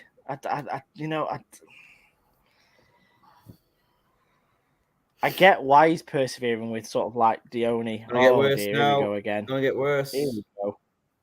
Oh no, he's managed to see out. Just did enough, maybe. No, I have a feeling this is going to be our first loss of the season. Sorry, first loss since Castellon. Well, there's still time to get back into it. Remember, we went 1 goal down against Cordoba last week. True. Huelva, 1-0 down away.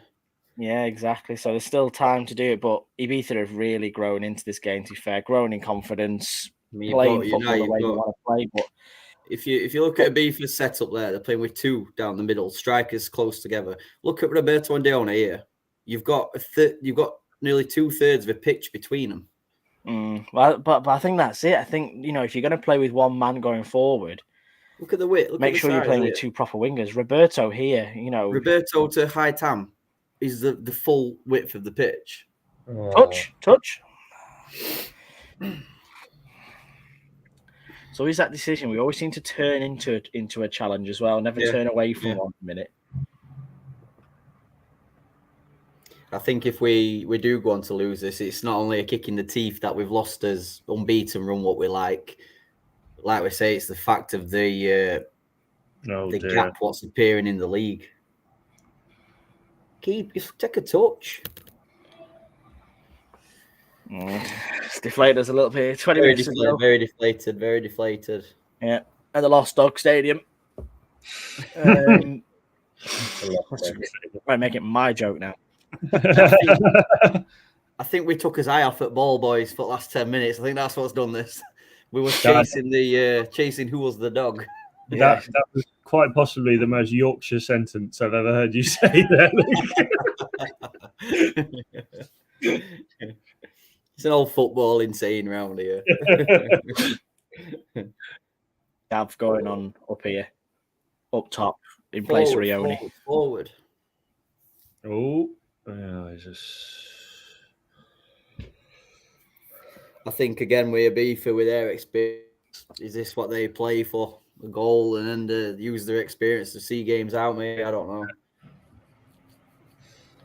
Well, I think Ibiza have won games by doing that. I think if you look at the results they've had this season, there's not been too many games where they've won by a large margin, and maybe not too dissimilar to how PSR wants to do things. It's more about getting a lead and defending it from there. So the problem is like I say, as Carl said before, there's none of that depth up front. There's no plan B for us at the minute other than Moren. Give it. It's slowing it down. Why is he not running towards it? Oh, yes! Sideways! What a kick! He told with an absolute beauty, and he hit it with the bloody gritty as well. Oh, Lazo! Oh my word, that's unbelievable. Look at Matt Harrison hugging an old man as well. That's what it means to him. What a bloody goal! Oh my god! Whoa. Fucking Vamos. bastard! What a goal! What an absolute thunderstrike that was. There's a lad there holding a seat. A seat. He's and picked up. Why is he not going towards it? Oh, what a goal! What a goal! That is a beautiful goal. That's probably the goal of the season so far. I don't care what anybody says. A goal where the ball hits the bar and goes in. Looks better than any goal there ever is. What a goal. Look at that through the crowd as well. 4 plays he gets this through, all on him to block it, and he still managed to bag that. By any chance, are you from the future, Frederick? He said just before he scored, reaction from talking about Hightown and Ramon and those sorts of players. Hightown just stepped up to the plate. I think maybe I'm just doing socials now, guys. It's apparently 0-0. Can somebody do Instagram or Facebook? I've got Have Twitter. You got it? Have you edited it? I'm just doing Twitter now. Okay. Do I hear you clicking away, Nick? I'm just doing the live stream stuff, if I'm honest with you, but that's right. I'll when you post it to Twitter, Luke, I'll let me know and I'll post it on Instagram and Facebook. Will do.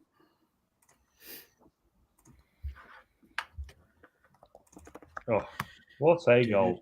That was unbelievable. There we go. 1-1. Game on, boys! Come on! Kappa, this could be the perfect run-up. I remember we had a comment a while ago about getting a clock in terms of a game clock. Did we say it was quite hard to do, one of those game clocks? Yeah, Nick's just lazy. No, it's more of it's moving parts, so it's video you have to use, and it just it means it sits in the middle, and it's a lot easier with pictures. Yeah, I mean we don't. Yeah, it's not on the screen anyway. We're never really on the right time. Plus, we are always a little bit ahead of, or a little bit behind. Sorry, everyone else's stream, because they'll be watching the game like we are. Which is why it's so hard to commentate on, because of the delay and things like that. So if we had a clock, then it's not going to be that easy. But Michael Phillips says 85th minute winner still on. Just posted it now. Where Al Codera's coming on for Alubia. Don Hightam. I know. Don Hightam, indeed. That was unbelievable. That goal. That is one I'm going to be watching all week. And if he does it again. Oh, that is just next level. Oh, insane. It's good to see Hightower already giving Javi Jimenez a bit of a hard time, isn't it? That may have just confirmed my shirt order for next week, by the way. All right. I need to get this goal thing. All right. I'm going to have to go off the stream for a bit. Also, without questioning anything too much, why were the keepers stood on the halfway line? It was a long way from home. I'll take it. Yeah, I don't care. Alex, if you want me to do it, if it's easy for me to do it, I'll do it. If you got it there, yeah, go for it. I'll do it, mate. I'll just copy and paste it. Nice. 15 minutes to go then, guys. Are we confident? Scale 1 to 10. Can we do this? Or are we happy with the point? I'd take a point right now. Yeah. So that's me. Oh, I forgot it's Chelsea Man City today. Lewandowski 3 o'clock kickoff. We can still watch things. Lewandowski for Barcelona.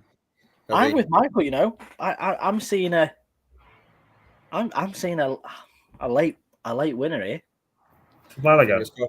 Yeah, to Malaga. I think this Antonito has got just something about him. Yeah, great player. Antonine's little cousin. No, it's far better. It's far better than Antonine. Antonine were too crazy. Right, wide. Get it wide. Get it wide. This is much better football from Malaga, to be fair. Have you noticed now that they're playing close together, Roberto Dione? Yeah, it seems to have got better. Much closer. They're not to be that bothered about getting their back into the likes of Escassi in the centre backs as well. Do you know what I mean? Like, just knocking it around for fun. Oh, here he comes again. The man of the moment, Hightam. Messi. Oh. Smelling blood now, boys. We are winding that one up, wasn't he? We are smelling blood. Where's Matt? Is he still standing on the seats? No. I think he's texting us, or he's taking pictures. Big cross here. Go on. Aye. Whoa. In the car park. Feeling it now, lads. Feeling it. Yeah, I know. Oh, I still can't get over that goal. What minute are you lads in? 78-25. Nice. And you, Nick? Same. Nice. We're all on the same stream. Have you guys? Oops. Oh, no. Stand him up. Don't be daft. Yes. Oh. Have you guys seen what Matt texted? The celebration was so delayed and no one believed it had even gone in.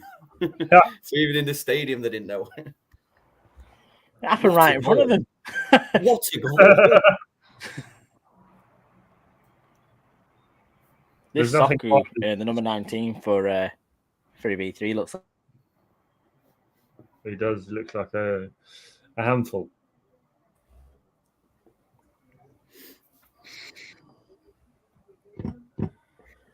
So yeah, player at season. He might have played 3 minutes, but it's high time for me, guys. Yeah, 2 games. I can't argue with high time. Does that make him our top scorer now? Probably. No, it's not Number like 2 and 2, good form, isn't it? And going into this game against Alcoyano this week, I don't know what you said before, Luke. Did Alcoyano get a win this weekend? Yeah, they had a good win. Where are they in the table? They're down at bottom. No. Who did they beat?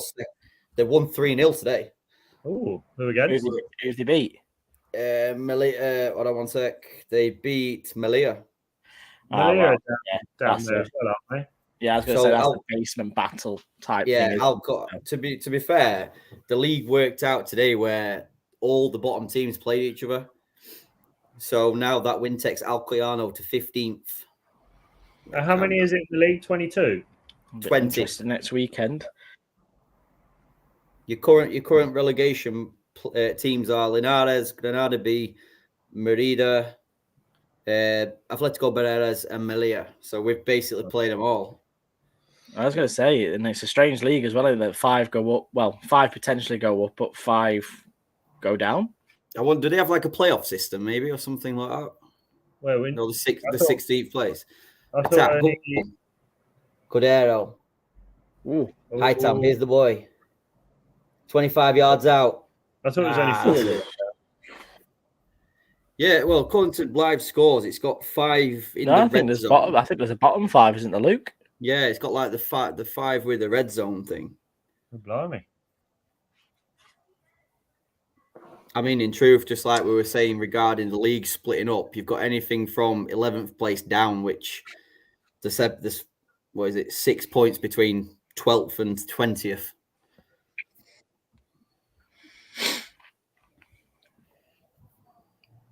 Oh, that looks lovely. That does. Oh yeah, that's what we thought. That's what we're here for. That is prime Chris Marquez real estate. That. Yeah, he sold the game. Sold the game.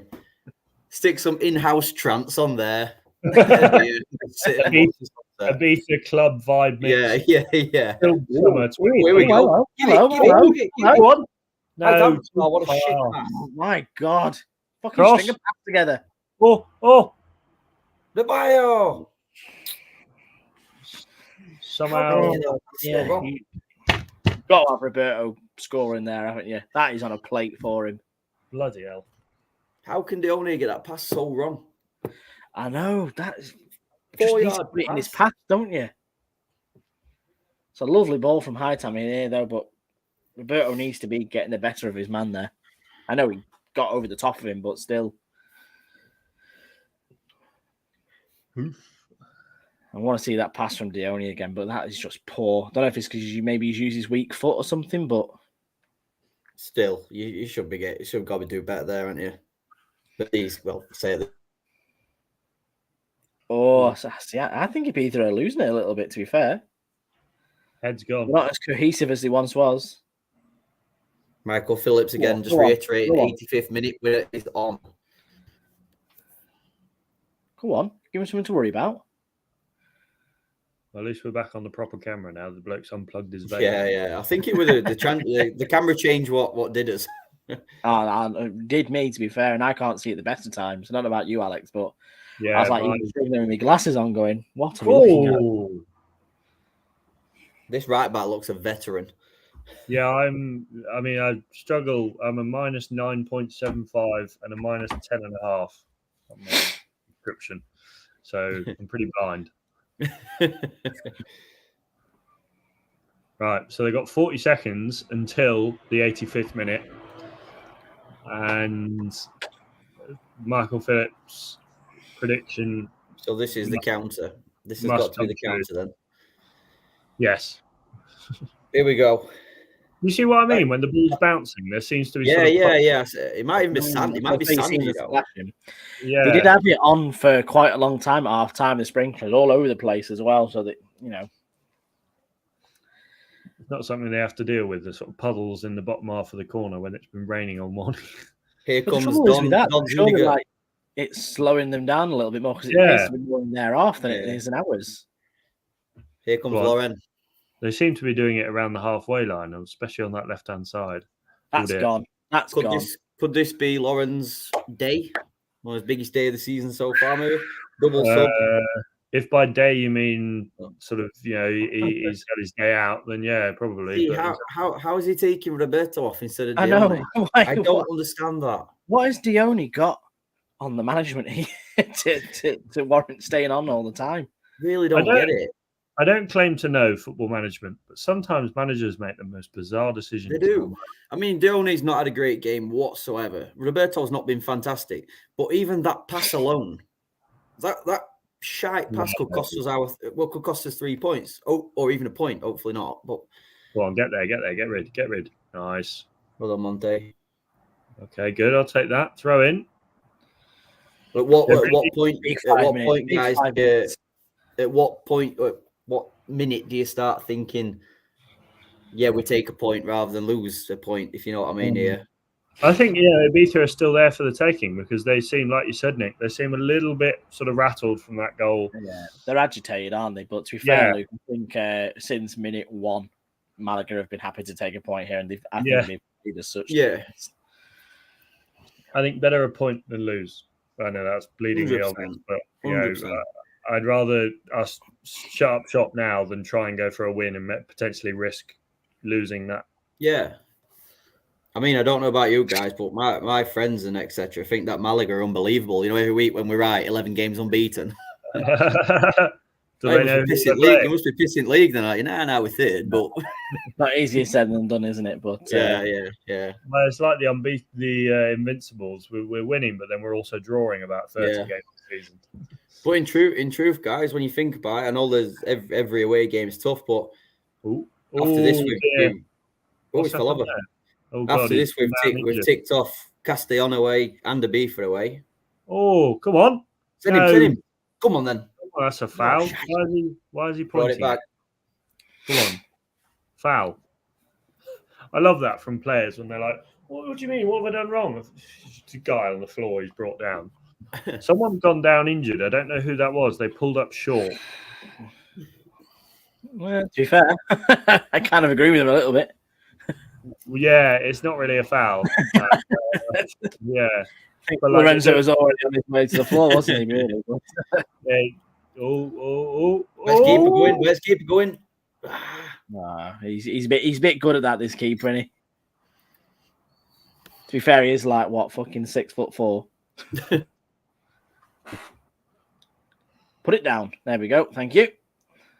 Right, Lauren, come on. Earn your money. I'd quite happily pay for him to have a bus down to El Palo or something like that to play there for them. But this is what you think. Where's the press from him? Yeah, there's nothing, is there? I suppose, like I say, if you're defending from a point, just try and keep in front of the ball, really, don't you? That's what we need to do. Go on. That just seems a bit easy. That seems a bit easy getting beyond us there. Where are we? Oh, we're all at fucking sea here, aren't we? Where the hell have they gone? Where's the midfield? If there's one thing to take from this game, I want to know what power electronics is. Bloody everywhere. In truth, when you look at what we've got on the bench, there is literally no centre midfielders whatsoever. Or you could even makeshift a centre midfielder, unless Don Restio can just be an absolute shithouse in there for 5 minutes. Well, and you should be getting rid of that. There's plenty of people up there. No, go for it. Look at he's got bags of space. Bloody hell. I think that little clip from Herrero says the manager's put a thumb up and said this'll do, if you know what I mean. Yeah. Is Payether there today? I haven't seen him. No. Is he not? Well, it might be in the stands, but no. Right. This is the second. I think he's definitely travelled. Yeah, I assume he's travelled to the stadium. This is the second of the two, so he's back for Alcoyano. Okay. Oh, that's not a foul. Oh, bugger off, ref. That's not a foul. It's off that. Just in terms of next week, and I know he's a fan favourite, do we know much about Kevin's injury? No. Is it just a niggle or? Trained away from the group on Friday and a sort of low intensity training session, and then obviously didn't travel with the squad. So the fact that he's still training, you think more of a knock. A bit of a knock. So I'm hoping it's just don't want to risk him for this week, and he'll be back next week. But I assume we'll know more whenever press conference comes around. When does Payether usually do his midweek press conference? I think it's about Wednesday. Is it Wednesday, Thursday? I think. So hopefully by then we'll have a clear Wednesday, I think. Oh, he's been done there. Nuts. I wonder what's nuts in Spanish, Al. I don't know, actually. I should know. If he just went, "Quiere." Nuts actually literally translated nueces, but I don't think it makes sense. Nueces. I remember for years when they used to have like the skills bit on Soccer and they just go "Guapa." They used to have a La Liga bit. It was "Guapa." All aboard the showboat. Yeah, that's it. I love that with the sort of like techno-y sort of dance music on in the background. And they'd always 4 minutes to go. Oh, bit of a scrappy down. I was going to say he's not fancy giving us a free kick for that one. Just launch this upfield. I think it definitely shows as well the fitness of Victor. You know, for him not to get any minutes today. I think it was just a matter of a name on the bench, maybe. Yeah. I mean, Sanchez has been good, but we knew what Victor's performances were getting better and better by the week. Where did we get Victor from? I'm trying to remember. Was he from the Polish team? Came from Poland, yeah. Well, go on. Have a word, ref. If you're giving a foul back there, you've got to give that, surely. And that's in. That's your left back that's been caught up there as well. That's the problem. Need to get back in here. Get back. Don't give away a stupid foul. No. Clear off. That's not a foul. Get up. Yeah, that's actually a good point from Carl. Is it cojones? Cojones is like bollocks. Balls. Nueces is actually like nuts that you eat, but I don't think it translates directly like that. I think there's well, it's winning his throwing. Yeah. Yeah, I don't know if they have a direct phrase for it. Go on, have a pop. Put it in the stand. No. Get out to him. No. Goal kick. Nice. Happy with that? They're really asking for it here, like in terms of like they're asking for penalties, fouls, like they're getting a bit desperate towards the end here. Yeah. To be fair, in terms of quality, as a football match goes, this has definitely been one of the better games. Yeah. I've watched of Malaga against an opponent this season. I think you've got two, quality teams going ahead to each other. Matt says, guessing there's no live stream next week as you'll all be at the GearyCast meetup. Unfortunately, that is the case, Matt. We could do maybe a we'll try and live. do some updates from inside the stadium on video, maybe, or something like that. Yeah, I think something we can do next week is get as much footage as we can. Do you know what I mean? Like, try and make every gear who's not there feel like they're there, etc. We could whilst do getting absolutely pissed up in the sunshine. We could do a drunken match day Twitter live stream, Twitter space in Bar Manos, Madrid. That could be interesting. I know Matt will be doing a Vamos a la Rosaleda. That could be very interesting. We could do like a live Twitter space. We would be a bit drunk, like. Oh!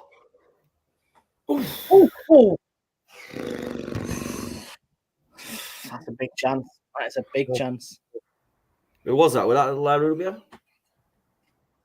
Yes, I think so. Maybe Hightam. I'm not sure. Right. Overall, I'd say a positive. Yeah, 100%. Better than last week, and good signs for next week against Alcoyano. We've got to remember, guys, how many players we've got missing in this as well. Ruby's came for the celebrations. Hello, Ruby. Hello, Ruby. Shot the last minute goal. Oh, that's close, that one. That's very close. I think this should be about it, shouldn't it, when he kicks it? Should be. Maybe one more. Ibiza. Yeah. Win that header. Get up. Go on. Good head. Ibiza seem content as well. They do. I think that's it. I'll take that. Full time. That's it. We'll take a point. We said before the stream that we'd definitely take a point, be a positive. So, yeah, I can't see why not there. We've seen Hightam do unbelievable Hightam things. Well, that's it. That's a point on the road in a difficult stadium to go to. Yeah, unbeaten still since the end of August. So, we can't make too many complaints. We've just kind of got to hope maybe for a bit of a favour from Granada Bay this evening in Castellon. Otherwise, I think that goes into being something like, dare I say, a 5-point gap, something like that, 6-point gap. I don't know if anyone can find that out for me quickly, but that is the worry. If Castellon played yet? Castellon currently are 3 points ahead. So if they win 6 points ahead of us and 5 points ahead of Ibiza. Yeah. So current standings: Ibiza 27, us 25, Antequera and Intercity on 21. Yeah, I think 6 points starts becoming a bit of a trouble for me. Because, like I said, that's a gap. That's a 2-game gap, really. They've got on us, into that position, and you've got to then count on beating them and hoping for a few favours along the way. But, like I say, take nothing away from this. Hopefully, Ibiza can pick up a point next week. Maybe I think that would be the best outcome if Castellon and Ibiza draw as well, and we get a win against Alcoyano. But I'm happy with that, and I'm happy to see Hightam scoring again. So. If Granada can get the win on in this game today, it would be brilliant. 3 points, fantastic. 2 points behind. We have a Matt. Oh, we have a Matt. So let's see if he can hear us this time. I'm expecting I don't know if you can hear me. I can hear you this time. There we go. It seems the Canmisa's Wi-Fi or can you hear me? Yeah. How was that, Matt? Hello? Hello? No. Oh, right, sorry. I wasn't again. It seems the signal around the ground isn't great, but I'm just walking down the road. It's behind me somewhere. I've got to run to pick up my bag from a storage place, and then I've got 2.5 hours to make my flight. So it's exciting. It's a big rush. What did you think of the Hightam goal, Matt? Am I there? Or are you just listening to me intently? What do you reckon to all of it? The goal. It's a bit laggy. Hightam goal. What do we think about the Hightam goal? I thought. I will say, fucking hell, it was right in front of us. Literally, there was like a 3-second pause where everyone sort of looked at each other and went, "Has that gone in?" Because obviously, like, it looked incredible from like in the flesh, because it was sort of, it had the touch of the Tony Aboas about it, where it hit the bar and bounced up and down in the goal. It looked amazing, aesthetically. Yeah, but we all like looked at each other and we were all like, "Fuck, it's gone in," because it looked like it was flying over, and it just seemed to dip at the last second. It was it was an amazing goal. Happy with the point, Matt. He still came from nowhere. I actually, pardon? Happy with the point. Yeah, I actually think we were the better team over the 90 minutes. Not like massively like dominating or anything. I thought the first half, it felt a little bit like we talked about on the podcast this week, where I think we were the better team, but just didn't have any sort of cutting edge whatsoever. And yeah, like the cutting edge was Hightam smashing one in. And they had that cutting edge too, because I haven't seen it again because it was the other side of the pitch to us. But Gaillard's goal looked really good for them as well. He properly tucked it in the corner. It looked, yeah, that's tough. But I think it felt a bit like the Castellon game. I think we could have won it, especially at the end when Hightam sort of tucked in at the end. I thought he's burying this, and he hit it just over. He looked excellent, Hightam, actually. I thought he's got to start next game. He has to.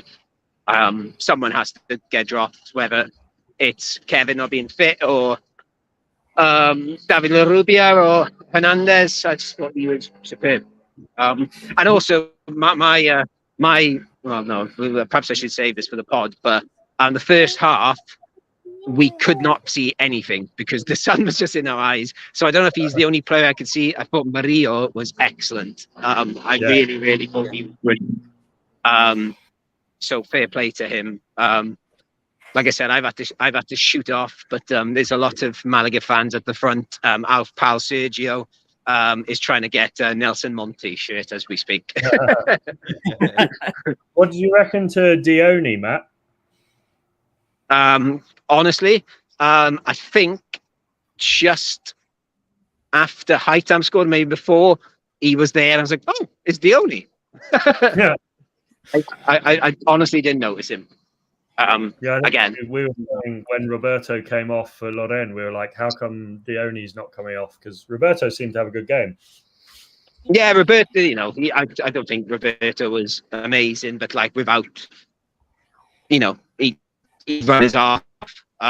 Nothing to do with like, yeah, I honestly did not notice Dione, which is, I know we've sort of joked about it on the podcast a few times, but it's getting a bit worrying actually. Like to the extent where, I don't know, like if Roberto gets injured, what happens?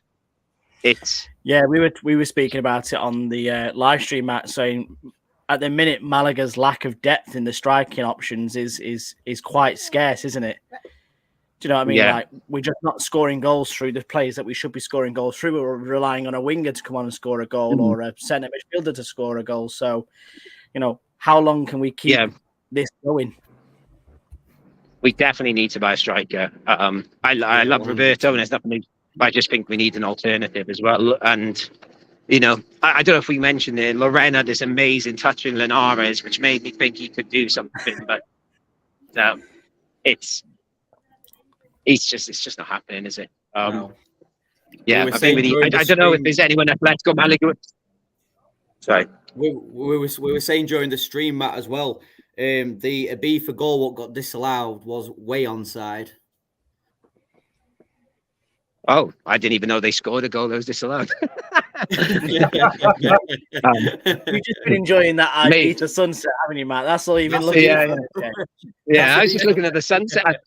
And also, excitingly, I could take my beer pitch side, which I was just like, there was loads of there was lots of riot police in the away end, as you get with Malaga sometimes. And I was walking past them like with my beer, as like sort of waving in their face as if to say, "Is this okay?" And they were like, "Yeah." I was like, "Great." And then I even went back for a second, and the lady said, "We have no more." So I don't know if that was just to temper Malaga, but there was one Malaga fan. I've done the Vamos stuff. There was one Malaga fan who looked like he was dead. I went in the toilet and there was just a pile of sick on the floor. And I thought, what the fuck is this? And then I went outside and there was this man passed out on the steps and they literally carried him into the away end. How the police let him in, I don't know, because they had to carry him past the police. And then fair play to him, the second half, he was the one leading the chanting, like the Frente Boccarone lot were like holding him up.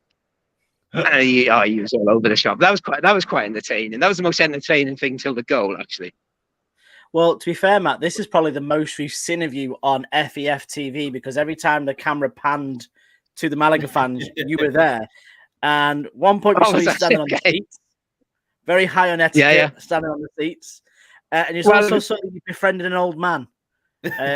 After the high time goal. After the high time goal, you were hugging an old man. Like, so this is a new best friend. This is a new member of the Geary cast. Who is no, I actually don't remember who I hugged for the high time goal. There was Christian, our pal Christian Makowski, he messaged two lads in front of me and said, "Hey, you're standing in front of my mate Matt.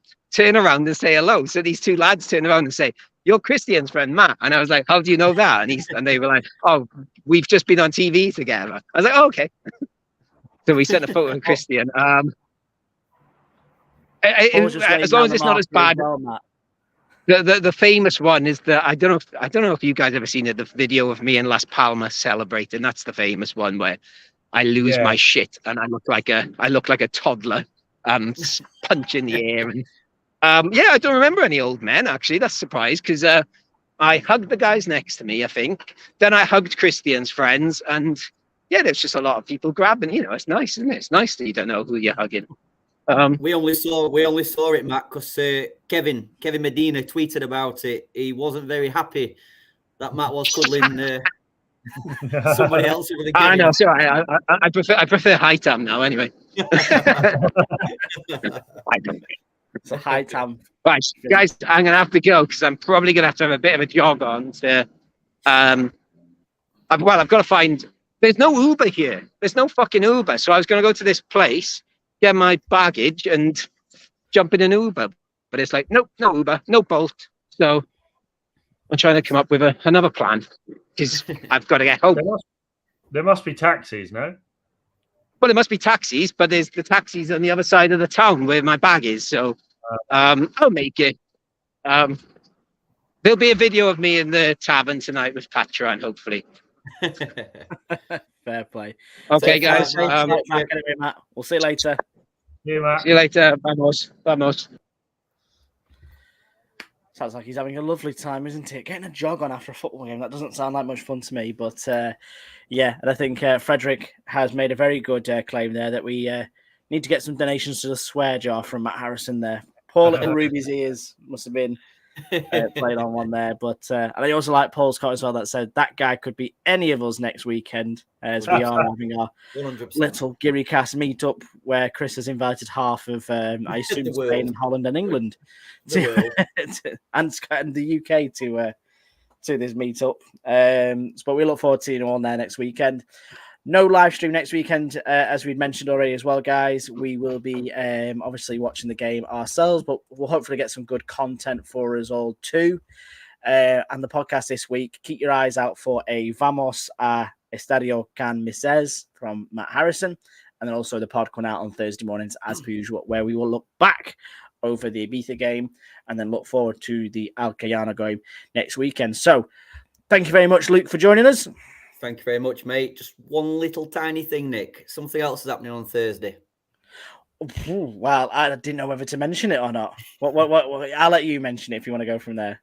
Well, guys, obviously for everybody, all your lot's work as much as our work, me and Nick will be at Anfield on Thursday night representing the Gearycast team in the Content Awards, and hopefully come the Alcayana game, we will be carrying a Champions League size trophy with the winners on it. But either way, it's a cracking effort from everybody, the people who listen, the fans of everything, and the Gearycast team. But yeah, happy with tonight, guys. It's been a good show as always. Vamos Malaga. Enjoy your week, guys. It is. I've already got my cocktail attire, as it says, Yes. for the show. And Alex Ashmore, live from Madrid, thank you very much for joining us as well. No, thank you. It's good to be on a live stream again. And see you all next week. See you all next week. Vamos Malaga. See you soon. Adios.